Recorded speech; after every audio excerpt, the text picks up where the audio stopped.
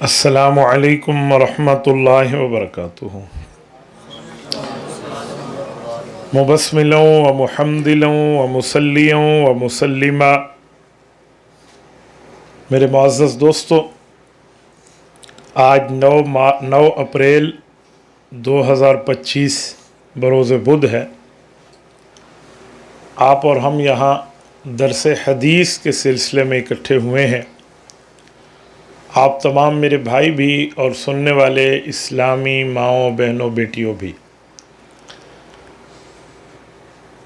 درس حدیث کا عنوان ہے حضرت عمار بن یاسر رضی اللہ تعالی عنہما کے حوالے سے۔ یہ صحابی کون ہیں؟ ان کے بارے میں یہ جو حدیث بار بار آج کل ذکر کی جا رہی ہے 2812 کے نام سے صحیح البخاری کے اندر، اس حدیث کا پس منظر، تہ منظر، پیش منظر، بیک گراؤنڈ جسے کہتے ہیں وہ کیا ہے؟ اہل حق نے اس سے کیا سمجھا اور اہل باطل، اہل زیغ، اہل ضلالت نے اس کو کس انداز میں پیش کیا؟ یہ دو باتیں میں آپ کی خدمت میں رکھوں گا۔ سب سے اول میں چاہوں گا کہ حضرت عمار رضی اللہ تعالی عنہ کے حوالے سے کچھ تعارف ہو جائے کہ یہ صحابی کون ہیں، کب اسلام لائے، کب پیدا ہوئے، عمر کیا تھی، کب شہید ہوئے، خلافت راشدہ کے دور مبارک میں ان کی خدمات کیا رہیں۔ تو مختصراً میں ان کے حالات پر چند باتیں آپ کی خدمت میں رکھتا ہوں۔ حضرت عمار رضی اللہ تعالیٰ عنہ قدیم الاسلام صحابی ہیں۔ قدیم الاسلام صحابی اسے کہتے ہیں جو بالکل ابتدائے دور میں مسلمان ہوا ہو۔ حضرت عمار ہجرت نبوی سے 56 سال پہلے پیدا ہوئے ہیں۔ اس سے اندازہ لگا لیں کہ ان کی عمر اور رسول اللہ صلی اللہ علیہ وآلہ وسلم کی عمر مبارک بالکل قریب قریب بنتی ہے۔ یعنی جس وقت رسول اللہ صلی اللہ علیہ وسلم نے اعلان نبوت فرمایا ہے عمر 40 سال ہے، تو حضرت عمار کی عمر بھی 39-40 سال ہے۔ یہ اس وقت اسلام لائے۔ نبی پاک صلی اللہ علیہ وسلم کے ساتھ پہلے غزوہ بدر سے لے کر آخری غزوہ تبوک تک تمام غزوات میں شریک رہے۔ حضرت عمار رضی اللہ تعالیٰ عنہ بااخلاق آدمی تھے، انتہائی باوقار شخصیت کے مالک تھے، چہرہ مبارک بھی ماشاءاللہ باوقار تھا، قد بھی بڑی لمبی اور بہترین قسم کی قداور شخصیت کے مالک تھے۔ حضرت عمار کے والد اور والدہ یہ دونوں بھی صحابی اور صحابیہ ہیں، اور یہ دونوں اسلام کے ابتدائی شہیدوں میں ہیں۔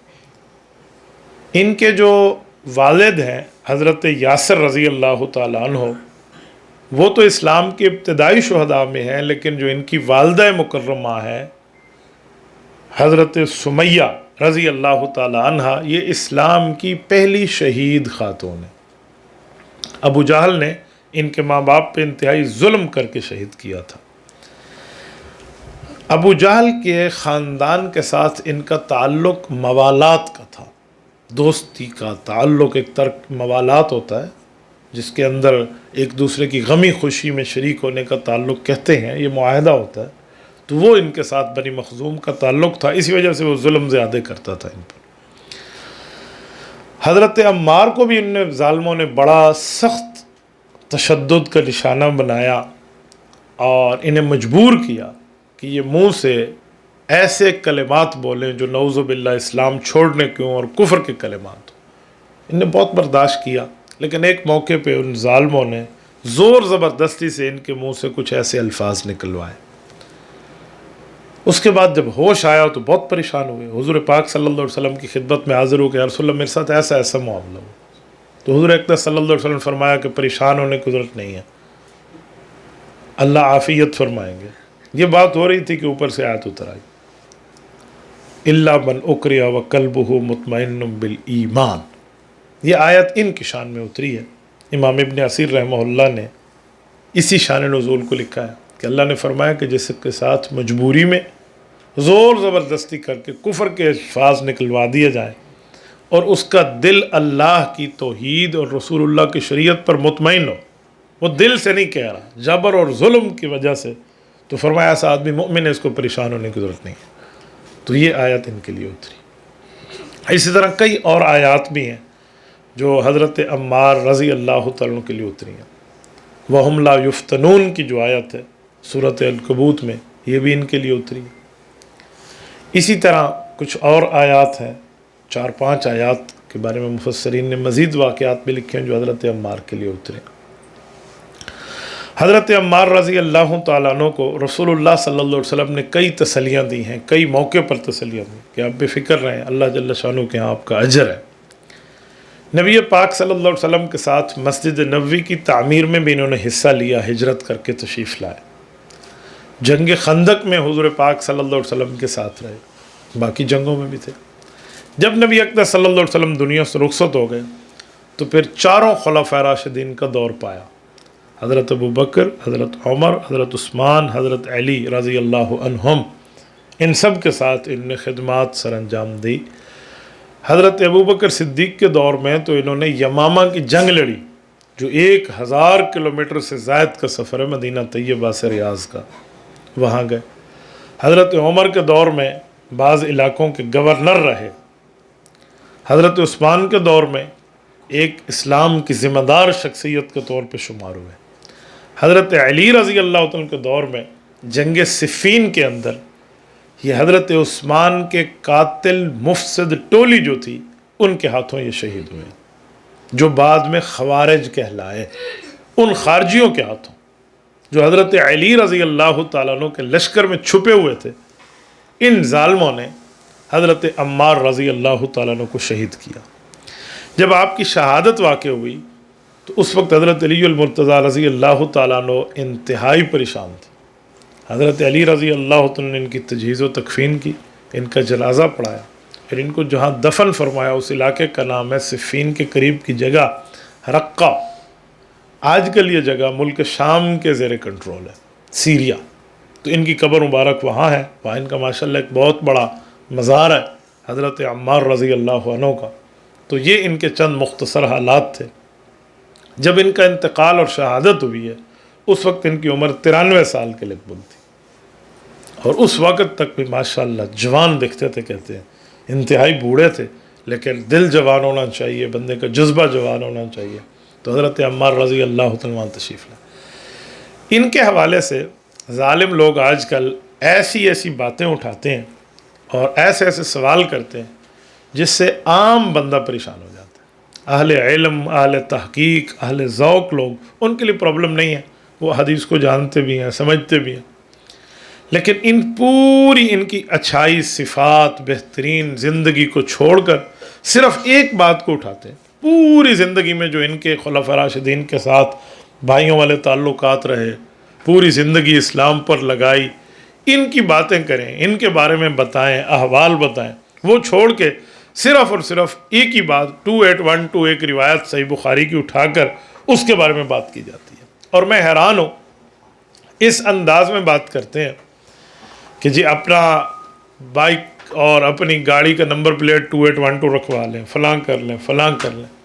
اب میں آپ کے سامنے 2812 کی حیثیت رکھوں گا کہ یہ حدیث بھی ہے یا نہیں ہے۔ جب آپ اس پہ دلائل پڑھیں گے کہ امام بخاری رحمۃ اللہ علیہ نے جب لکھا اور ان کو پتہ چلا کہ اس میں کیا واردات ڈالی گئی ہے تو انہوں نے اس کو خود مٹا دیا تھا۔ حضرت امام بخاری رحمۃ اللہ علیہ کے حوالے سے آپ پڑھیں گے اور پورے دلائل کے ساتھ، تو پھر بندہ دیکھے گا کہ یار یہ حال اس آدمی کا ہے۔ میں مثال دے رہا ہوں، ایک بندے کہ جی میں پولیس کا بندہ ہوں، میں ڈپارٹمنٹ آف پولیس سے ریلیٹڈ ہوں، اور پولیس والے اس کے لیے باقاعدہ نوٹیفیکیشن جاری کر دیں کہ اس کا ہمارے ڈپارٹمنٹ سے کوئی ریلیشن شپ نہیں ہے، کوئی تعلق نہیں ہے، تو اس کے منہ میں کیا بچے گا سوائے پانی ہونے کے، اور کچھ بھی نہیں بچے گا۔ تو یہاں بھی یہی ہے، جس کو حدیث بخاری بنا رہے ہیں اس کو امام بخاری رحمۃ اللہ علیہ خود مٹا رہے ہیں۔ اور حافظ ابن حجر عسقلانی رحمۃ اللہ علیہ جو امام بخاری رحمۃ اللہ علیہ کی شرح میں بہت بڑے روایت کے شارح ہیں، وہ فرماتے ہیں کہ امام بخاری رحمۃ اللہ علیہ کی ذہانت، وفور عقل، علل حدیث پر قدرت ہونے کی دلیل ہے کہ امام بخاری رحمۃ اللہ نے اس روایت کو مٹا دیا تھا۔ وَهَذَا دَالٌ عَلَى دِقَّةِ فَهْمِهِ وَاطِّلَاعٍ عَلَى عِلَلِ الْحَدِيثِ، کہ امام بخاری رحمہ اللہ کو حدیث پر اتنا عبور تھا، اسی وجہ سے تو نے اس روایت کو مٹا دیا کہ حافظ ابن حجر اسقلانی رحمۃ اللہ علیہ فتح الباری میں اسی روایت جو کتاب الصلاۃ باب التعاون فی بناء المسجد کے تحت آئی ہے، کیونکہ بخاری میں 2 جگہ ہے، 447 بھی ہے، 2812 بھی ہے، تو پہلی جگہ جہاں آئی تو امام حافظ ابن حجر اسقلانی رحمہ اللہ نے اس کے اعتراض کا صفایا کر دیا۔ لیکن اس بات کو چھوڑ کے آنکھیں بند کر کے صرف اسی بات کو اٹھا کے بیٹھ جانا کہ امام بخاری رحمہ اللہ نے لکھی تھی، بھئی لکھی تھی، لکھنا ان کا معتبر ہے تو مٹانا ان کا معتبر کیوں نہیں ہے؟ جب بندہ کوئی چیز کام کر رہا ہوتا ہے، لکھ رہا ہوتا ہے، تو بعض چیزیں لکھ لیتا ہے، تحقیق کے بعد اس کو خود بندہ مٹا بھی دیتا ہے کہ یہ رکھ دیں، یہ نہ رکھیں، اس کی اصلاح کر لیں، یہ چھاپ لیں، یہ نہ چھاپیں۔ کپڑوں کی دکان میں جائیں تو کئی کپڑے بندے کو پسند آتے ہیں، لیکن کون سا سلوا کے میں نے پہننا ہے تو اس کے لیے کوئی ایک ہی ہوتا ہے نا۔ تو امام بخاری رحمہ اللہ جب تیاری کر رہے تھے روایات جمع کرنے کی، انہوں نے ایک دفعہ اس کو لکھ لیا، بعد میں پتہ چلا کہ اس میں ایک واردات ڈالی گئی ہے، وہ میں واردات جا کے آگے بتاتا ہوں، چلو میں یہیں بتا دوں۔ حافظ ابن حجر اسقلانی رحمہ اللہ فرماتے ہیں اس کی واردات امام بخاری کے سامنے یہ ہوئی کہ لأن الراوی الحدیث ابا سعید الخدری اعترف انه لم يسمع من النبی صلی اللہ علیہ وسلم، راوی حدیث کہتے ہیں کہ لفظ میں نے حضور پاک صلی اللہ علیہ وسلم سے خود نہیں سنے، یہ حضرت ابو سعید خدری کہتے ہیں امام بخاری کو جب یہ پتہ چلا تو انہوں نے اس روایت کو مٹا دیا۔ کل اتنی سی بات تھی، اس کو نکال کے کہاں سے کہاں ڈال دیا ہے، تو یہ میں آپ کی خدمت میں رکھتا ہوں۔ یہ اسی متعلق میں نے اس پر ایک فائل مرتب کی ہے، علماء اور طلباء کے سامنے بھی ہے، جس کا نام ہے تحقیق حدیث عمار۔ حضرت عمار رضی اللہ تعالیٰ عنہ کے بارے میں یہ جو روایات پیش کی جاتی ہیں، روایت پیش کی جاتی ہے بخاری سے، اس روایت کی تحقیق کیا ہے، یہ تو اس کا خلاصہ ہے۔ تفصیلی کتاب میری اس پر الگ ہے، اس کا نام ہے حضرت عمار اور حدیثی حقائق۔ حضرت عمار رضی اللہ عنہ کے بارے میں حدیثی حقائق، وہ جو روایت ہے اس کے حقائق کیا ہے، تو اس بارے میں نے پوری تفصیل وہاں دی ہے، انشاءاللہ ان قریب وہ آپ کے ہاتھوں میں ہوگی۔ تو میں سب سے پہلے آپ کی خدمت میں اس روایت کو پڑھ لیتا ہوں اور پھر اس کے بعد اس کے بارے میں پوری تفصیلی بات کر لیتے ہیں۔ دیکھیں، سب سے پہلی اور بنیادی بات کہ یہ روایت صحیح البخاری کے اندر 2 جگہ لائی تھی امام بخاری رحمہ اللہ نے، اور دونوں جگہ پھر اس کو کاٹ دیا۔ اب امام بخاری نے جہاں اس روایت کو کاٹا ہے، آج بھی صحیح بخاری اٹھائی ہے، اس جگہ یہ نشانی اب بھی لکھی ہوئی ہے، نون اور الا کے ساتھ بین السطور میں، جس کو اہل علم جانتے ہیں، نسخۃ الی فلان نسخۃ الی فلاں، وہ پورے اشارے کے ساتھ لکھا ہوا ہے بین السطور میں، لیکن کوئی جاہل لوگ ہوتے ہیں، دین سے ناواقف ہوتے ہیں، ککھ بھی ان کے علم میں نہیں ہوتا، تو وہ اس لفظ کو پڑھتے ہی نہیں ہیں، دیکھتے ہی نہیں ہیں، عکسی نسخہ پتہ ہی نہیں ہوتا کہ عکسی نسخہ کسے کہتے ہیں، تو اس لیے اس طرح کے اعتراض ڈال دیتے ہیں، اس طرح کی واردات ڈال دیتے ہیں۔ حالانکہ صحیح البخاری میں آج بھی اس روایت کو عکسی نسخے سے اٹھا لیں تو اس پر پورا نون اور الا کا فرق دیا ہے، اور انہوں نے بتایا ہے کہ اس روایت کی حالت اصل میں کیا ہے۔ آئیے ذرا میں آپ کی خدمت میں وہ حدیث پڑھ دیتا ہوں جس کو امام بخاری رحمہ اللہ نے لکھ کر پھر مٹا دیا تھا۔ اب ذرا پوری بات سن لیں، پھر مٹایا کیا ہے یہ بھی میں آپ کی خدمت میں رکھتا ہوں، توجہ رکھنا۔ سب سے پہلی اور بنیادی بات، پہلی جگہ صحیح البخاری میں کتاب الصلاۃ باب التعاون فی بناء المسجد کے تحت 447 نمبر پہ جو روایت آئی ہے، حضرت امام بخاری رحمہ اللہ نے امام اکرمہ رحمہ اللہ سے اس روایت کو لیا تھا، اور وہ فرماتے ہیں کہ مجھے ابن عباس نے رضی اللہ عنہما اور اپنے بیٹے کو بھیجا کہ آپ دونوں ابو سعید خدری پیغمبر کے صحابی کے پاس جائیں اور ان سے جا کر حدیث سنیں۔ تو وہ دونوں گئے، وہ اپنے باغ میں موجود تھے، ان کو پتہ چلا یہ آ گئے، تو یہ وہاں پہنچے اور ان سے آ کر ملے اور انہیں روایت سنائی۔ اور روایت کیا ہے؟ کہتے کنا نحمل لبنتن لبنتن، کب مسجد نبوی کی تعمیر ہو رہی تھی، ہم سب ایک ایک اینٹ اٹھا رہے تھے، وہ عمار لبنتین لبنتین، اور عمار رضی اللہ عنہ 2 پتھر 2 اینٹیں اٹھا رہے تھے۔ فراہ النبی صلی اللہ علیہ وسلم، حضور پاک علیہ السلام نے انہیں دیکھا کہ حضرت عمار اتنی محنت کر رہے، تو نبی علیہ السلام قریب آئے اور ان کے چہرے سے مٹی صاف کی، وَيَقُول، اور فرمایا وَيْحَ عَمَّارٍ، اے عمار افسوس، تقتلہ الفئۃ الباغیہ، اسے ایک باغی گروہ قتل کرے گا، یدعوہم الی الجنت ویدعونہ الی النار، یہ انہیں جنت کی طرف بلائیں گے، وہ انہیں جہنم کی طرف بلائیں گے۔ تو حضرت عمار نے فرمایا یقول عمار اعوذ باللہ من الفتن، اے اللہ میں اس فتنے کی اللہ تعالیٰ سے پناہ مانگتا ہوں۔ اس روایت کو امام بخاری نے لکھا اور پھر مٹایا۔ اب مسئلہ یہ ہے کہ امام بخاری کا لکھنا سنا دیتے ہیں، مٹانا نہیں سناتے۔ اب یہ روایت صحیح بخاری میں ہے، اس پر میں 3 طرح کی باتیں آپ کی خدمت میں رکھتا ہوں۔ 3 حصے ہیں۔ پہلا حصہ یہ ہے کہ حضرت امام بخاری رحمہ اللہ حضرت ابو سعید خدری رضی اللہ عنہ کے واسطے سے یہ بات لائے کہ تعمیر مسجد نبوی میں حصہ ملایا۔ اس پر تو کوئی اشکال نہیں ہے، کوئی اعتراض نہیں ہے، تعمیر مسجد نبوی کا معاملہ بہت بہتر معاملہ۔ دوسرا ہے کہ عمار کو باغی گروہ قتل کرے گا، اس روایت پر میں کلام کروں گا۔ اور تیسرا اس کا ٹکڑا ہے کہ یہ انہیں جنت کی طرف اور وہ انہیں دوزخ کی طرف بلائیں گے۔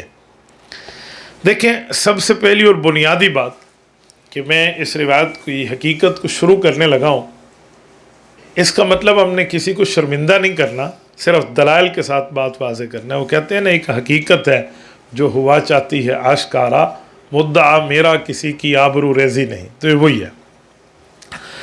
اب جب ہم اس روایت کے پہلے حصے پہ آئیں جس پر کوئی اشکال نہیں ہے تو ٹھیک ہو گیا۔ دوسرا حصہ تقتلہ الفئۃ الباغیہ، کہ باغی گروہ انہیں قتل کرے گا، تو یہ لوگ اس پہ فٹ کر کے کہتے ہیں کہ اس سے مراد حضرت معاویہ رضی اللہ عنہ کا گروپ ہے، نعوذ باللہ، اور حضرت معاویہ کے لشکر نے حضرت عمار رضی اللہ عنہ کو شہید کر دیا تھا۔ حضرت عمار انہیں جنت کی طرف بلا رہے تھے اور وہ انہیں دوزخ کی طرف بلا رہے تھے، اسی وجہ سے حضرت عمار کے قتل ہونے کی وجہ سے حضرت معاویہ کا گروہ نعوذ باللہ جہنمی ہے اور وہ باغی لوگ ہیں۔ یہ اس پر حاشیہ چڑھایا جاتا ہے۔ اب جو بندہ حدیث پاک کے اوپر گہری نظر نہ رکھے وہ پریشان ہو جاتا ہے کہ یار یہ تو صحابہ کرام کی آپس میں ایک اختلاف اور چپکلش کی بات تھی جو بعد میں صلح پر پوری ہوئی، تو کیا اس میں صحابہ کرام کے کچھ افراد نعوذ باللہ جہنم کی طرف بلانے والے بھی ہیں؟ کیا وہ دوزخ کی طرف بلانے والے؟ اس پہ عام بندہ پریشان ہو جاتا ہے۔ اہل علم کا تو مسئلہ نہیں ہے، وہ تو اس معاملے کو جانتے ہیں۔ میں عوام کی تسلی کے لیے چند باتیں آپ کی خدمت میں رکھنے لگا ہوں۔ اب ذرا غور کرنا اور توجہ رکھنا۔ اس روایت کے 2 حصوں پر بات کریں گے۔ پہلا حصہ تقتلہ الفئۃ الباغیہ، کہ انہیں باغی گروہ قتل کرے گا۔ ہمارے مطابق اگر یہ روایت ٹھیک ہو تو اس کا مصداق اور مطلب یہی ہے کہ اسے باغی گروہ قتل کرے گا۔ مراد یہ ہے کہ جو قتل کرتے وقت باغی ہوگا۔ اب قتل کرتے وقت باغی گروہ تو وہی تھے جن نے حضرت عثمان رضی اللہ عنہ کو شہید کیا تھا۔ حضرت عثمان کی شہادت کے بعد یہ لوگ حضرت علی رضی اللہ عنہ کے لشکر میں چھپے ہوئے تھے، حضرت معاویہ سے جنگ ہوئی تھی، تو ان ظالموں نے اپنے لشکر میں حضرت عمار کو شہید کر دیا تھا، اور ہمارے مطابق روایت ٹھیک ہے تو اس کا مطلب یہی ہے۔ اور حضرت عمار انہیں جنت کی طرف یعنی اطاعت امیر کی طرف بلا رہے تھے، اور وہ انہیں دوزخ کی طرف یعنی کہ اپنے کفر اور عصیان کی طرف بلا رہے تھے۔ لیکن اس کو حضرت معاویہ کے لشکر پہ فٹ کرنا ہے تو ہم نے جوابات دینا شروع کیے ہیں سمجھانے کے لیے کہ حضرت معاویہ رضی اللہ عنہ کے حوالے سے اس کو فٹ نہیں کیا جا سکتا۔ مثلا آئیے سب سے پہلی بات ہم لیتے ہیں کہ ذرا اس روایت کی حیثیت تو دیکھیں کہ محدثین نے اس روایت کے بارے میں فرمایا کیا ہے، اس کا معاملہ تھا کیا۔ حافظ ابن حجر اسقلانی رحمۃ اللہ علیہ کی کتاب ہے فتح الباری شرح صحیح البخاری، اس کی اسی عنوان اسی کتاب الصلاۃ باب تعاون فی بناء المسجد جلد اول صفحہ 542 حافظ ابن حجر فرماتے ہیں، اب صحیح بخاری پر جس کی تحقیق دنیا مانتی ہے، کہتے ہیں قلت ویظہر لی ان البخاری حذفها عمدا، کہتے ہیں ہمارے سامنے دلائل کے ساتھ یہ بات آ گئی ہے کہ امام بخاری رحمہ اللہ نے اس روایت کو لکھنے کے فوراً بعد مٹا دیا تھا۔ کہتے ہیں کیوں؟ کہتے ہیں وذالک لنکتۃ خفیہ، اس میں ایک زبردست قسم کی بات موجود تھی، وہی ان ابا سعید الخدری اعترف انہ لم یسمع هذه الزیادۃ من النبی صلی اللہ علیہ وسلم، وہ فرماتے ہیں کہ میں نے جو راوی حدیث ہے کہ یہ بات تو حضور پاک صلی اللہ علیہ وسلم سے سنی نہیں ہے، تو کہتے ہیں فدل علی انہا فی هذه الروایت مدرجہ، پتہ چلا اس روایت میں یہ الفاظ داخل کیے ہوئے ہیں۔ یہ امام بخاری رحمہ اللہ کے سب سے بڑے شارح ہیں آج کے دور میں مانے جانے والے، وہ کہتے ہیں لِأَنَّ هَذِهِ، کہ یہ جو لفظ ہے فی حاضر روایہ مدرجتن، یہ ڈال دیے گئے ہیں. کیوں؟ والروایت التی بینت، کیونکہ یہ جو روایت بیان ہوئی ہے لیست علی شرط البخاری، یہ امام بخاری رحمۃ اللہ علیہ کی شرائط کے مطابق صحیح ہے ہی نہیں. اس سے اندازہ لگا لیں کہ حافظ ابن حجر اسقلانی رحمۃ اللہ علیہ نے اس روایت کا اس انداز میں جو پیش کرتے صحابہ کے خلاف تیا پانچا کر کے رکھ دیا. وہ فرماتے امام بخاری نے لکھی نہیں ہے، لکھی ہے تو مٹا دی ہے. اچھا جب مٹا دی ہے تو پھر اس پر یہ اعتراض کرنا کہ نہیں یہ 2812 ہے، بہترین ہے، اس کو یہ ہے، حضرت معاویہ کے بارے میں یوں بتا دیا. تو جس بات پر اچھل کود کے بتایا جا رہا ہے کہ جو حضرت معاویہ کے خلاف ہے، تو وہ تو خود صاحب کتاب کہہ رہے ہیں جی ہم نے لکھی نہیں ہے، لکھ کے مٹا دیا، ہمیں پتہ چلا تو اس میں یہ واردات ہے تو ہم نے چھوڑ دیا. تو اس کو حضرت معاویہ رضی اللہ عنہ کے خلاف فٹ کرنا کہاں سے انصاف آ گیا؟ اگلی بات، اچھا جو مٹا دیا تھا تو امام بخاری رحمۃ اللہ علیہ نے کیوں مٹایا؟ کیا امام بخاری رحمۃ اللہ علیہ نعوذ باللہ نعوذ باللہ نعوذ باللہ ڈر کے مٹا دیا تھا کہ روایت تو ہے لیکن چلو اب حالات سازگار نہیں ہے اسے مٹا دو؟ تو یہ 2 نمبر امام بخاری رحمہ اللہ میں نہیں تھی. اس بات کی دلیل آگے چل کے حافظ ابن حجر اسقلانی خود فرماتے ہیں وَهَذَا دَالٌ عَلَى دِقَّةِ فَحْمِهِ وَتَبَحُّرِهِ فِي الْاطِّلَاعِ عَلَى عِلَلِ الْحَدِيثِ. فرمائے اسے مٹا دینا یہ کام امام بخاری کے علم حدیث پر گہری نظر اور علوم روایات پہ وسیع المطالعہ ہونے کی دلیل ہے. انہیں پتہ تھا کہ اس روایت میں یہ واردات ہے، اس لیے انہوں نے اس کو مٹا دیا تھا. اب ذرا آگے آئیے، امام بخاری رحمۃ اللہ علیہ کے 4 اساتذہ علم حدیث میں بہت بڑے اساتذہ امام بخاری رحمۃ اللہ علیہ کے، وہ اس بارے میں کیا اعلان کرتے ہیں. خود امام بخاری رحمۃ اللہ علیہ کے 4 استاذ. یہ کتاب اس بندے کی ہے جس کا نام اس دنیا میں فقہ حنبلی میں بہت بڑا ایک اتھارٹی کے طور پہ پیش ہوتا ہے، امام ابو بکر خلال رحمہ اللہ. 311 ہجری میں ان کا انتقال ہے، 311 ہجری. اب میں آپ کے سامنے رکھتا ہوں کہ 311 ہجری کسے کہتے ہیں. اب دیکھیں آج 1446 ہجری ہے، تو 1446 سے اگر ہم مائنس کر دیں 311 کو تو بنتا ہے 1135 سال. یہ 1135 سال پرانے آدمی ہیں. یعنی آپ اندازہ لگائیں اس بندے کی معلومات اور اس کے زمانے کے انداز سے. وہ فرما رہے ہیں امام ابو بکر خلال رحمہ اللہ اپنی کتاب السنہ باب ذکر صفین جلد نمبر 2 صفحہ 463 اور جو رقم روایت ہے 721 پہ ہے، وہ فرماتے ہیں اخبرنی اسماعیل ابن فضل کا، مجھے امام اسماعیل ابن فضل نے بتایا. وہ فرماتے ہیں پوری سند کے ساتھ فرمایا سمعت فی حلقۃ احمد بن حنبل کا، امام احمد بن حنبل امام بخاری کے پہلے استاد، ویحییٰ ابن معین امام بخاری رحمہ اللہ کے دوسرے استاد، ابا خیثمہ حضرت امام بخاری رحمۃ اللہ علیہ کے تیسرے استاد ابو خیثمہ زہیر ابن حرب، اور چوتھے استاد والمعیتی محمد بن ابی حفص المعیتی رحمہم اللہ. یہ چاروں امام بخاری رحمۃ اللہ علیہ کے علم حدیث میں استاذ ہیں. کہتے ہیں ذکروا یقتل عمارا الفیۃ الباغیہ، انہوں نے اس روایت کو پڑھا اور آگے فرمایا حضرت عمار والی قتل کی روایت کے لیے فقالوا ما فیہ حدیث صحیح، وہ کہنے لگے اس بارے میں کوئی صحیح حدیث منقول ہی نہیں ہے. یہ امام بخاری رحمۃ اللہ علیہ کے استاذ ہیں جن سے امام بخاری رحمہ اللہ نے پڑھا ہے. تو اس سے اندازہ لگا لیں کہ حضرت امام بخاری رحمۃ اللہ تعالیٰ علیہ کس انداز تک اپنے اساتذہ کے علم کو جانتے تھے. تو جب انہیں پتہ چلا کہ اس روایت میں یہ مسئلہ ہے، میرے اساتذہ بھی ایسے فرماتے ہیں، راوی بھی یوں کہہ رہے، اس طرح کی باتیں انہوں نے فوراً اس کو مٹا دی. جب امام بخاری رحمہ اللہ نے مٹا دیا تو اس کو حضرت معاویہ کے خلاف پیش کرنا کہاں کا انصاف ہے. لیکن نہیں، پھر بھی لوگوں کو خواہ مخواہ سے حضرت امام بخاری رحمۃ اللہ تعالیٰ علیہ کے حوالے سے یہ بات کرنے کا شوق ہے. ایک بات میں اور آپ کی خدمت میں رکھوں، اس پر ایک سوال یہ بھی ہوتا ہے کہ حضرت امام بخاری رحمۃ اللہ علیہ نے مٹا دیا کیونکہ اس سند میں یہ مسئلہ تھا، شاید کسی اور سند کے حوالے سے یہ روایت ٹھیک ہو، تو اس بارے میں آپ کیا فرمائیں گے؟ تو اس بارے میں جواب حضرت امام بخاری رحمہ اللہ کے اساتذہ کے گھرانے سے پیش کر دیتا ہوں. حضرت امام احمد بن حنبل رحمہ اللہ امام بخاری کے علم حدیث میں استاذ ہیں. امام بخاری رحمۃ اللہ علیہ امت کے چوتھے بڑے امام ہیں. وہ امام احمد بن حنبل جنہوں نے امام بخاری کو پڑھایا، لکھایا، سمجھایا، علم حدیث یاد کرائی، اور وہ امام بخاری سے بڑے محدث ہیں، ان کے استاذ ہیں. وہ اس بارے میں کیا فرماتے ہیں کہ اس روایت کی کوئی اور سندیں بھی ہیں، اگر ہیں تو ان میں کتنی صحیح ہیں کتنی ضعیف ہے. ذرا اس روایت کو سنیں یہ حافظ ابن حجر اسقلانی رحمہ اللہ لکھتے ہیں اور امام احمد بن حنبل رحمہ اللہ کے حوالے سے لکھتے ہیں۔ حافظ ابن حجر اسقلانی کی کتاب ہے، کتاب کا نام ہے التلخیص الحبیر فی تخریج احادیث رافع الکبیر۔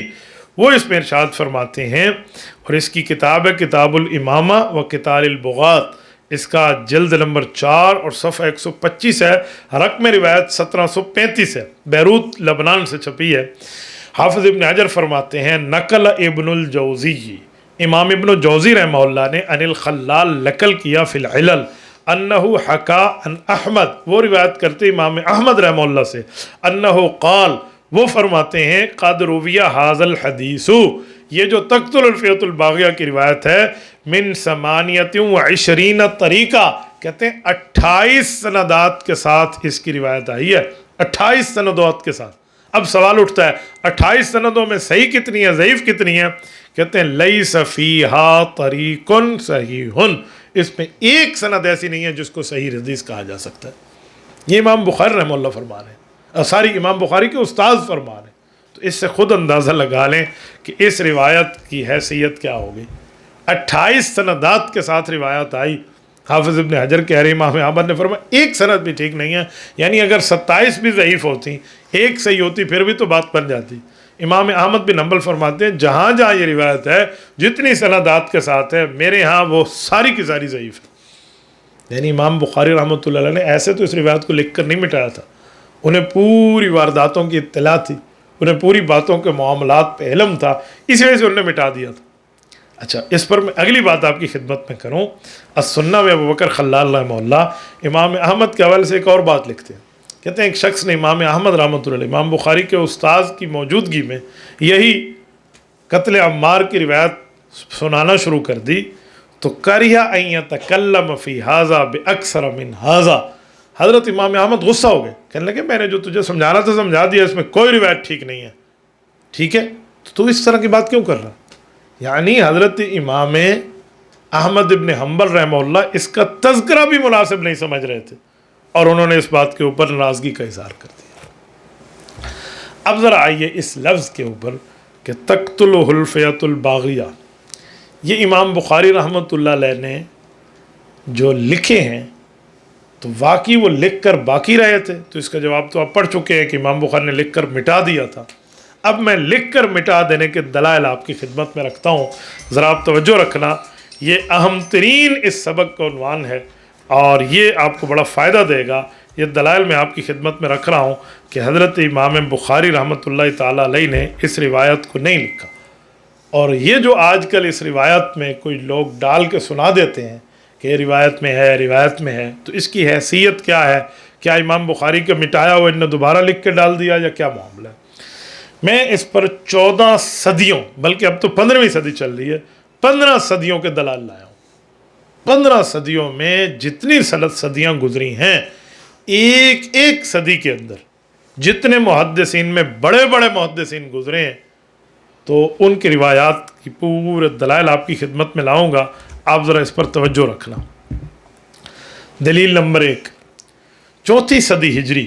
4 صدی ہجری سے ہم نے کیوں شروع کیا؟ کہ امام بخاری خود 3 صدی ہجری کے ہیں، ورنہ میں 1 صدی ہجری سے لاتا۔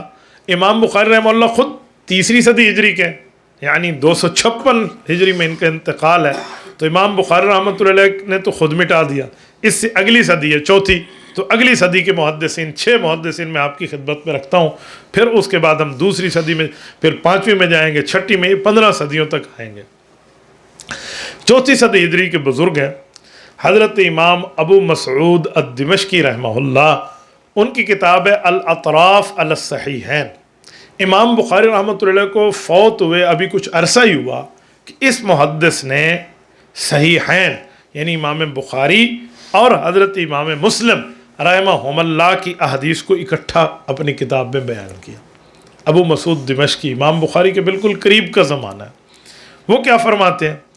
وہ فرماتے ہیں کہ جس وقت یہ بات آئی، جب یہ روایت جہاں پر قتل عمار کی روایت کہتے ہیں، انہوں نے اس کو بھی اپنی روایت کتاب میں لکھا، لیکن لفظ تقتلہ الفیۃ الباغیہ یہ بخاری کے حوالے سے درج نہیں کیا، اس سے پتہ چلا امام بخاری نے یہ اپنی کتاب میں باقی رکھا ہوتا تو اس صدی کا محدث بھی اس کو نقل کرتا، تو اس صدی کے محدث نے یہ لفظ نقل نہیں کیا، تو پتہ چلا یہ روایت میں آپ کی طرف سے ڈالنا ہے۔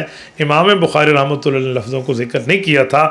آپ اطراف صحیحین امام بخاری رحمۃ اللہ علیہ کی کتاب اور امام مسلم کی کتاب پر اٹھا لیں، ابو مسعود دمشقی رحمہ اللہ کی، ان کی یہ پورے مخطوطے چھپے ہوئے ہیں، لوحہ نمبر 25 ہے، جلد نمبر 2 ہے۔ یہ مخطوطہ آج بھی دار الکتب الظاہریہ دمشق ملک شام میں موجود ہے، اس میں الفاظ موجود نہیں ہیں۔ دوسری دلیل، اب یہ 4 صدی کی دلیل تھی، آئیے ذرا 5ویں صدی ہجری کے بزرگ ہیں، حضرت امام ابو عبید بن احمد انصاری الہروی رحمہ اللہ، المتوفی 434 ہجری، انہوں نے بھی صحیح بخاری کا نسخہ پورا اپنے ہاتھ سے لکھا تھا۔ 434 ہجری، 4 صدی ہجری کے بعد 5ویں صدی ہجری کا آدمی، اب 15ویں صدی چل رہی ہے، 1000 سال پہلے کا آدمی ہے، بلکہ 1000 سے بھی زائد ہے، 434 ہے، اب 1446 ہے، 1000 سال سے بھی 20 سال 22 سال اوپر بنتے ہیں، یہ اس زمانے کا آدمی ہے۔ انہوں نے پوری صحیح بخاری کو اپنے ہاتھ سے لکھا تھا، اور ان کی یہ جو صحیح بخاری کا نسخہ ہے اس کو کہتے ہیں الصحیح الجامع للبخاری من روایت ابی ذر عن مشائخ الثلاثہ الکشمینی والمستملی والسرخسی، یہ ان کی کتاب کا نام ہے۔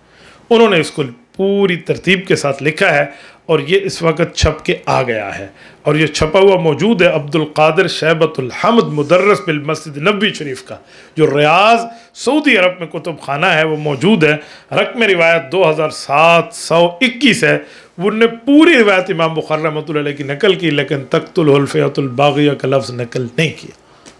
اب آپ بتائیں، جو بندہ صحیح بخاری کا پورا نسخہ اپنے ہاتھ سے لکھ رہا ہے، اور آج نہیں 1000 سال پہلے لکھ رہا ہے، اور وہ اس لفظ کو نہیں لکھ رہا، تو اس سے پتہ چلا کہ واقعی امام بخاری نے لکھ کر مٹا دیا تھا، تبھی تو بعد کے محدثین نہیں لکھ رہے۔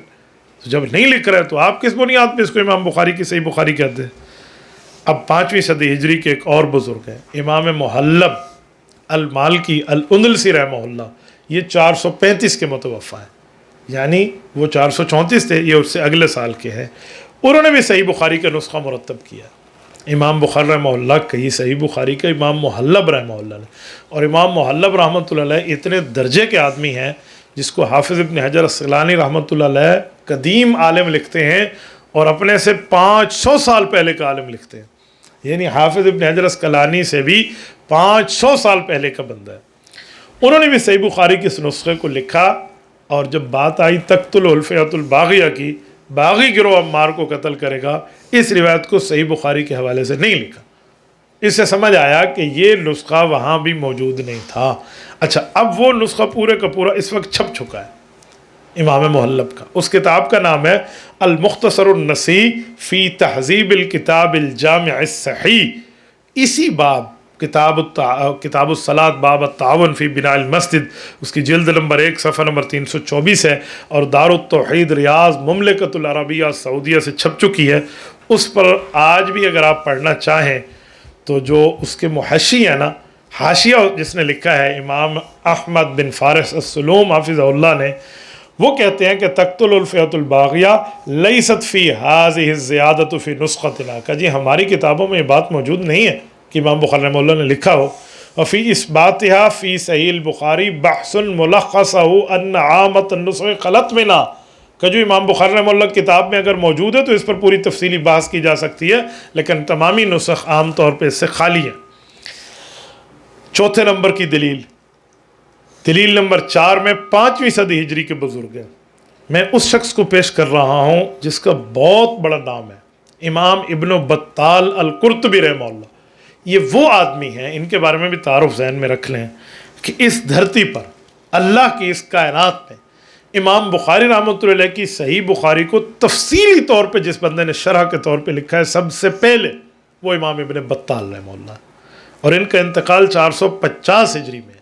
حافظ ابن حجر عسقلانی رحمہ اللہ کی فتح الباری مشہور ہے، لیکن ان کا انتقال 852 ہجری میں۔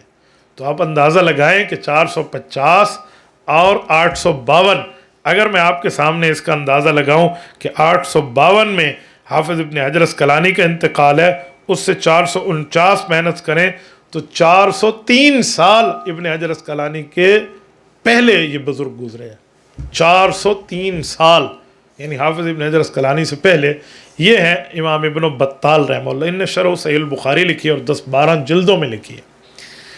وہ اس روایت پہ جب آئے ہیں نا امام بخاری رحمۃ اللہ کی اس روایت پہ، تو انہوں نے پوری روایت تو لکھا، لیکن تقتلہ الفئۃ الباغیہ کا لفظ انہوں نے بھی نہیں لکھا.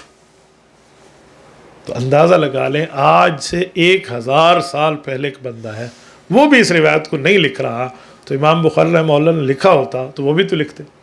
5ویں نمبر پہ دلیل آئی ہے امام بہقی رحمہ اللہ، بہت بڑی شخصیت گزرے. سنن کبریٰ بہقی ان کی کتاب ہے، شعب الایمان بہقی ان کی کتاب ہے. تو امام بہقی رحمۃ اللہ علیہ نے ایک کتاب لکھی ہے جس کا نام ہے دلائل النبوہ، بہت مشہور کتاب ہے ان کی. اب دلائل النبوہ یہ امام بہقی رحمۃ اللہ علیہ نے تحریر فرمائی ہے. اس میں انہوں نے صحیح البخاری کی حدیثیں لکھی ہیں، لیکن جب بات آئی ہے تقتلہ الفئۃ الباغیہ کی، اس کو صحیح بخاری کے حوالے سے انہوں نے پوری بات لکھ کے یہ صحیح بخاری کی طرف منسوب نہیں کی. اس سے پتہ چلا امام بخاری رحمۃ اللہ علیہ کی بخاری میں ان کے زمانے تک بھی یہ روایت موجود نہیں تھی. دلیل نمبر 6، 5ویں صدی ہجری کے بہت بڑے بزرگ ہیں، بہت بڑا نام ہے امام حمیدی رحمۃ اللہ علیہ. امام حمیدی وہ ہیں جنہوں نے امام مسلم کی کتاب صحیح مسلم، امام بخاری رحمۃ اللہ علیہ کی کتاب صحیح بخاری، ان کو جمع کیا اور اس کو جمع کر کے ان کی روایات کو اکٹھا چھاپا اور کتاب کا نام رکھا الجمع بین الصحیحین البخاری و مسلم. امام بخاری رحمۃ اللہ علیہ کی اور امام مسلم رحمۃ اللہ علیہ کی حدیثوں کو اکٹھا کر کے چھاپا امام حمیدی. 488 میں ان کا انتقال ہے، آج 1446 ہے، تقریباً 980 سال پہلے کے آدمی ہیں. وہ ارشاد فرما رہے ہیں کہ امام بخاری رحمۃ اللہ علیہ نے صحیح بخاری میں اس روایت کو لکھ کر مٹایا تھا، تو اس کی ترتیب کیا تھی؟ پوری بات میں ان کی آپ کی خدمت میں رکھتا ہوں. الجمع بین الصحیحین للحمیدی اٹھائیے، جلد نمبر 2 ہے، صفحہ 462 ہے، رقم روایت 1794 ہے. یہ دار ابن حزم بیروت لبنان سے چھپی ہے. وہ کہتے ہیں فی ھذا الحدیث زیادۃ المشہورہ، اس میں جو زیادتی ذکر کی گئی ہے یعنی تقتل الفئۃ الباغیہ لکھا گیا ہے، لم یذکر البخاری اصلا، امام بخاری نے تو اسے تحریر ہی نہیں کیا تھا، یعنی امام بخاری کی روایت ہے ہی نہیں، یہ امام حمیدی رحمہ اللہ نے فرما دیا. اور کہتے ہیں سنیں اگر ہے بھی تو امام بخاری رحمۃ اللہ نے کیا کیا تھا، او وقعت فحذفها لغرض قصده فی ذلک، یہ تو امام بخاری نے شروع میں لکھا پھر مٹا دیا تھا، بس اتنا ہی لکھنا تھا. اس کو امام بخاری نے لکھ کے صحیح بخاری میں چھاپا تھوڑی ہے، آگے چلایا تھوڑی ہے. یعنی اس سے اندازہ لگا امام حمیدی کے بغیر صحیح البخاری کو سمجھنا بڑے دل گردے کی بات ہے. صحیح البخاری سمجھی حمیدی کی بنیاد پہ جاتی ہے، پوری دنیا نے اس طرح سمجھی ہے. وہ بندہ کہہ رہا ہے کہ امام بخاری نے لکھ کے مٹا دیا ہے، اور لم یذکر البخاری اصلا، امام بخاری نے تو اس کو لکھا ہی نہیں ہے، یعنی لکھ کے آگے چلایا ہی نہیں ہے. تو پھر اس کو 2812 کے طور پہ پیش کرنا اور دنیا میں بتانا کہ یہ امام بخاری رحمہ اللہ نے اس طرح لکھا روایت کو، اور عام عوام کے ذہن میں یہ بات ڈالنا، یہ دھول جھونکنا کہ یہ امام بخاری کی حدیث ہے. اور حال یہ ہے کہ محدثین کے گھر کو ہم جا کے دیکھیں تو وہ کہ امام بخاری نے لکھی نہیں ہے، تو امام بخاری رحمۃ اللہ علیہ کے نام پر یہ لوگ 2 نمبری کر رہے ہیں. دلیل نمبر 7 پہ آئیے. اب 5ویں صدی ہجری کے بعد 6ٹھی صدی ہجری پہ آتے ہیں. آپ توجہ رکھنا، میں نے کہا میں 15ویں صدی ہجری تک آؤں گا. 6ٹھی صدی ہجری کے بزرگ ہیں، بہت بڑا نام ہے، امام ابو علی حسین بن فرہ رحمہ اللہ المتوفی 514 ہجری. انہوں نے صحیح بخاری کے ایک قدیمی نسخہ، ایک نسخہ تھا نسخۃ الصدفی. یہ نسخۃ الصدفی حضرت امام ابو ذر الہروی کے سامنے انہوں نے پڑھا تھا، اور اس پہ امام ابو ذر الہروی رحمہ اللہ کے تصدیقی دستخط بھی موجود تھے. وہ اس روایت کو صحیح بخاری کا نسخہ پڑھ کے لکھتے ہیں، اور یہ مخطوطہ آج بھی موجود ہے ترکیہ استنبول کے اندر.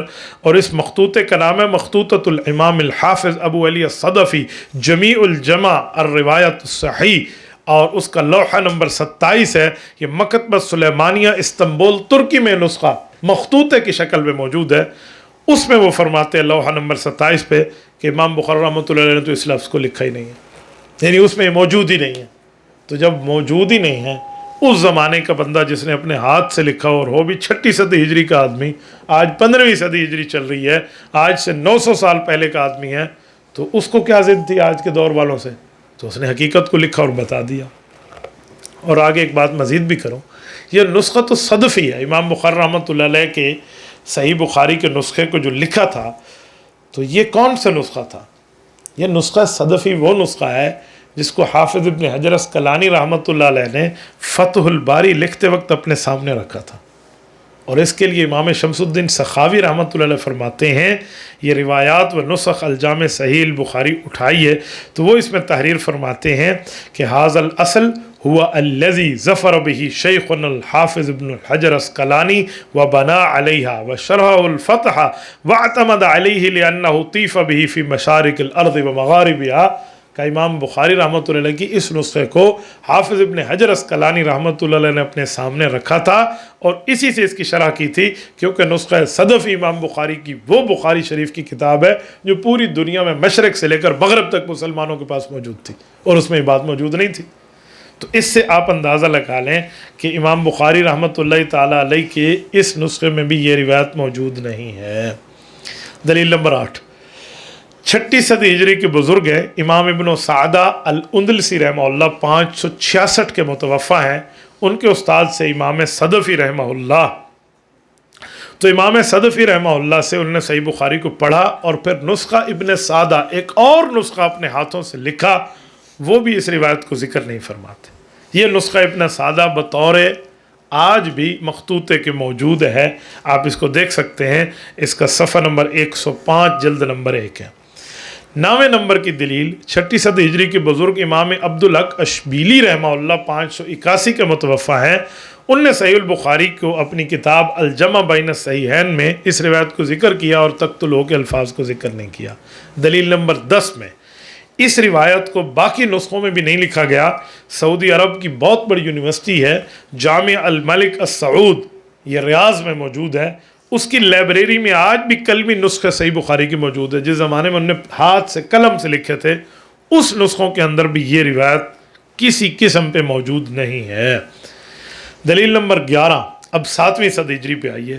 7ویں صدی ہجری کے بزرگ ہیں امام ابن اسیر الجزری رحمہ اللہ، 630 میں ان کا انتقال ہے، انہوں نے اپنی کتاب جامع الاصول لکھی اور اس میں صحیح بخاری کی روایات کو لکھا، لیکن تقتل الفئۃ الباغیہ کو انہوں نے بھی نہیں لکھا۔ اگر آپ نے دیکھنا ہو تو آپ ان کی کتاب سے جا کر دیکھ سکتے ہیں، سعودی عرب سے چھپی ہے، اس کا شہر ہے املج، یہ بالکل اسرائیل کے بارڈر پہ موجود ہے، یہ سمندری شہر ہے، میں املج گیا ہوں، میں نے وزٹ کیا ہے، میں نے دیکھا ہے، میں نے الحمدللہ یہاں وقت گزارا ہے۔ املج کا ایک مکتبہ ہے مکتبۃ الحلوانی، اس کے اندر سے کتاب چھپی ہے، کتاب کا نام ہے جامع الاصول فی حدیث الرسول، ابن اسیر الجزری رحمہ اللہ کی ہے، اس میں یہ روایت موجود ضرور ہے لیکن اس میں تقتل الفئۃ الباغیہ کے الفاظ نہیں ہیں، تو باغی گروہ قتل کرے گا یہ لفظ اس میں موجود نہیں ہے۔ اس کی جلد نمبر 9 کے صفحہ 43 رقم روایت 6583 کو آپ دیکھ سکتے ہیں۔ دلیل نمبر 12، 7ویں صدی ہجری کے بزرگ ہیں امام ابو العباس قرطبی رحمہ اللہ، 656 میں ان کا انتقال ہے، انہوں نے ایک کتاب لکھی اور کتاب کا نام رکھا اختصار صحیح البخاری، انہوں نے بھی اس روایت کو نہیں لکھا۔ 13ویں نمبر کی دلیل 8ویں صدی ہجری کے بزرگ ہیں امام یونینی رحمہ اللہ، ان کا نام ہے ابو الحسین شرف الدین یونونی، المتوفہ 701 ہجری۔ امام یونینی کیا ہے؟ انہوں نے صحیح بخاری کے نسخوں کو کئی نسخے منگوائے اور اپنے سامنے رکھ کے قلم کے ساتھ اس کو تحریر فرمایا، کئی صحیح بخاری کے نسخے منگوائے، مد نظر رکھ کر اس کو تحریر کیا اور پھر ایک صحیح بخاری کا مضبوط نسخہ بنا جس کا نام تھا نسخہ یونونیہ، اور یہ نسخہ یونونیہ اس وقت چھپ چکا ہے۔ آپ نسخہ یونونیہ دیکھنا چاہیں تو دارالنطوق بیروت لبنان سے چھپا ہے، اس کی جلد اول صفحہ 97 پہ، اور انہوں نے امام بخاری کی تمام روایات لکھتے لکھتے جب صفحہ 97 پہ آئے اس روایت کو لکھا، لیکن اس میں تقتل الفئۃ الباغیہ کے لفظ کو نہیں لکھا کہ باغی گروہ قتل کرے گا، یہ روایت ان میں بھی موجود نہیں ہے۔ اچھا، اس سے اگر ہم آگے آئیے کہ امام بخاری رحمۃ اللہ علیہ کی صحیح بخاری میں 14ویں نمبر پہ دلیل آپ کی خدمت میں لاتا ہوں۔ یہ زمانہ آ گیا 8ویں صدی ہجری کا، 728 میں انتقال ہے، بہت بڑا نام ہے اس بزرگ کا، اور آپ اس کے نام سے واقف ہیں، امام ابن تیمیہ رحمہ اللہ۔ امام ابن تیمیہ بہت بڑا آدمی ہے، قلعہ گوالیار سے اس شخص کا جنازہ اٹھا ہے جیل کے اندر سے، علم کا بہت بڑا پہاڑ مشہور ہے، علماء نے اختلاف بھی کیا، اتفاق بھی کیا ان کے ساتھ، لیکن دلائل ان کے جس حد تک مضبوط ہوتے، ان نے اپنی ایک کتاب لکھی ہے، مشہور ترین ان کی کتاب ہے، اور اس کتاب کا نام ہے منہاج السنت النبویہ فی نقض کلام الشیعۃ القدریہ، مشہور ترین کتاب ہے۔ امام تقی الدین ابو العباس احمد بن عبد الحلیم ابن تیمیہ الحرانی الحنبلی دمشقی المتوفى 728 ہجری، انہوں نے اس حدیث میں جب بحث کی تو اس میں تقتلہ الفئۃ الباغیہ کے الفاظ کو ذکر نہیں فرمایا۔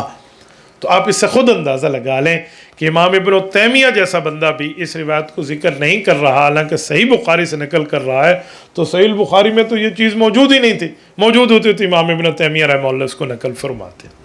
15ویں نمبر پہ دلیل 8ویں صدی ہجری کے بزرگ ہیں امام جمال الدین مزی رحمہ اللہ۔ اب جمال الدین مزی 745 ان کا انتقال ہے۔ میں یہاں آپ کی خدمت میں ایک جملہ کہتا ہوں۔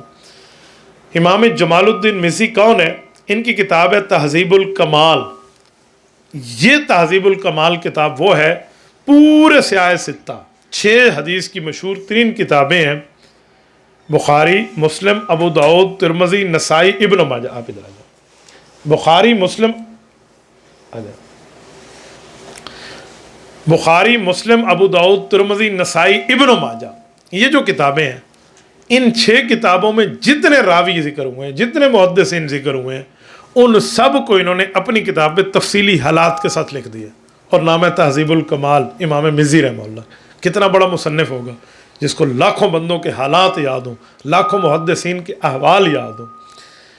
ان کی ایک کتاب ہے تحفۃ الاشراف، اس میں انہوں نے کئی احادیث جمع کی ہیں، کئی کتب سے جمع کی ہیں، اور اس میں صحیح البخاری شریف کے اطراف اور تخریج کو بھی ذکر کیا ہے۔ تو وہ جب صحیح البخاری کی اس روایت پہ آتے ہیں تو تقتلہ الفئۃ الباغیہ کا لفظ وہ بھی ذکر نہیں کرتے۔ آپ تحفۃ الاشراف اٹھا لیں، اس کا حرف السین اٹھا لیں، اکرمہ مولا ابن عباس اٹھا لیں، جلد نمبر 3 صفحہ 427، رقم روایت 4248 اٹھا لیں، یہ المکتبۃ الاسلامیہ بیروت لبنان سے چھپی ہے، وہاں سے دیکھ لیں، وہاں بھی یہ لفظ موجود نہیں ہے۔ 16ویں نمبر پہ دلیل 8ویں صدی ہجری کے بہت بڑے نام ہیں امام شمس الدین ذہبی رحمہ اللہ۔ امام شمس الدین ذہبی اتنے بڑے عالم ہیں، حافظ ابن حجر اسقلانی رحمۃ اللہ علیہ فرماتے ہیں جب میں کعبۃ اللہ شریف گیا اور اللہ کے گھر میں بیت اللہ شریف میں جمع ہوئے ہم سارے، تو میں نے اللہ کے گھر کے دروازے کا کنڈا پکڑ کے اللہ سے دعا کی، اللہ مجھے حافظ شمس الدین ذہبی جیسا حافظہ عطا فرما۔ یہ ابن حجر اسقلانی رحمہ اللہ ان کے لیے جو مانگتے تھے۔ اتنے بڑے اللہ والے بزرگ ہیں امام ذہبی رحمہ اللہ۔ ان کی کتاب ہے سیر اعلام النبلاء، کمال کے الفاظ انہوں نے لکھے، ذرا آپ توجہ رکھیں، یہ دل کی تختی پر لکھنے کے قابل الفاظ ہیں۔ وہ جب لکھتے ہیں نا یہ روایت عمار کو، تقتل الفئۃ الباغیہ کو، امام بخاری کی صحیح بخاری سے لکھا اور آگے لفظ لکھا، کہتے ہیں اخرجہ البخاری دون قولہ تقتلہ الفئۃ الباغیہ، کہ امام بخاری نے یہ لفظ اپنی کتاب میں درج نہیں کیے تھے۔ حدیث لکھی، حدیث لکھ کر آگے بتایا کہ امام بخاری رحمہ اللہ کی بخاری میں امام بخاری نے درج نہیں کی۔ اب کہاں گئی 2812 کی حیثیت؟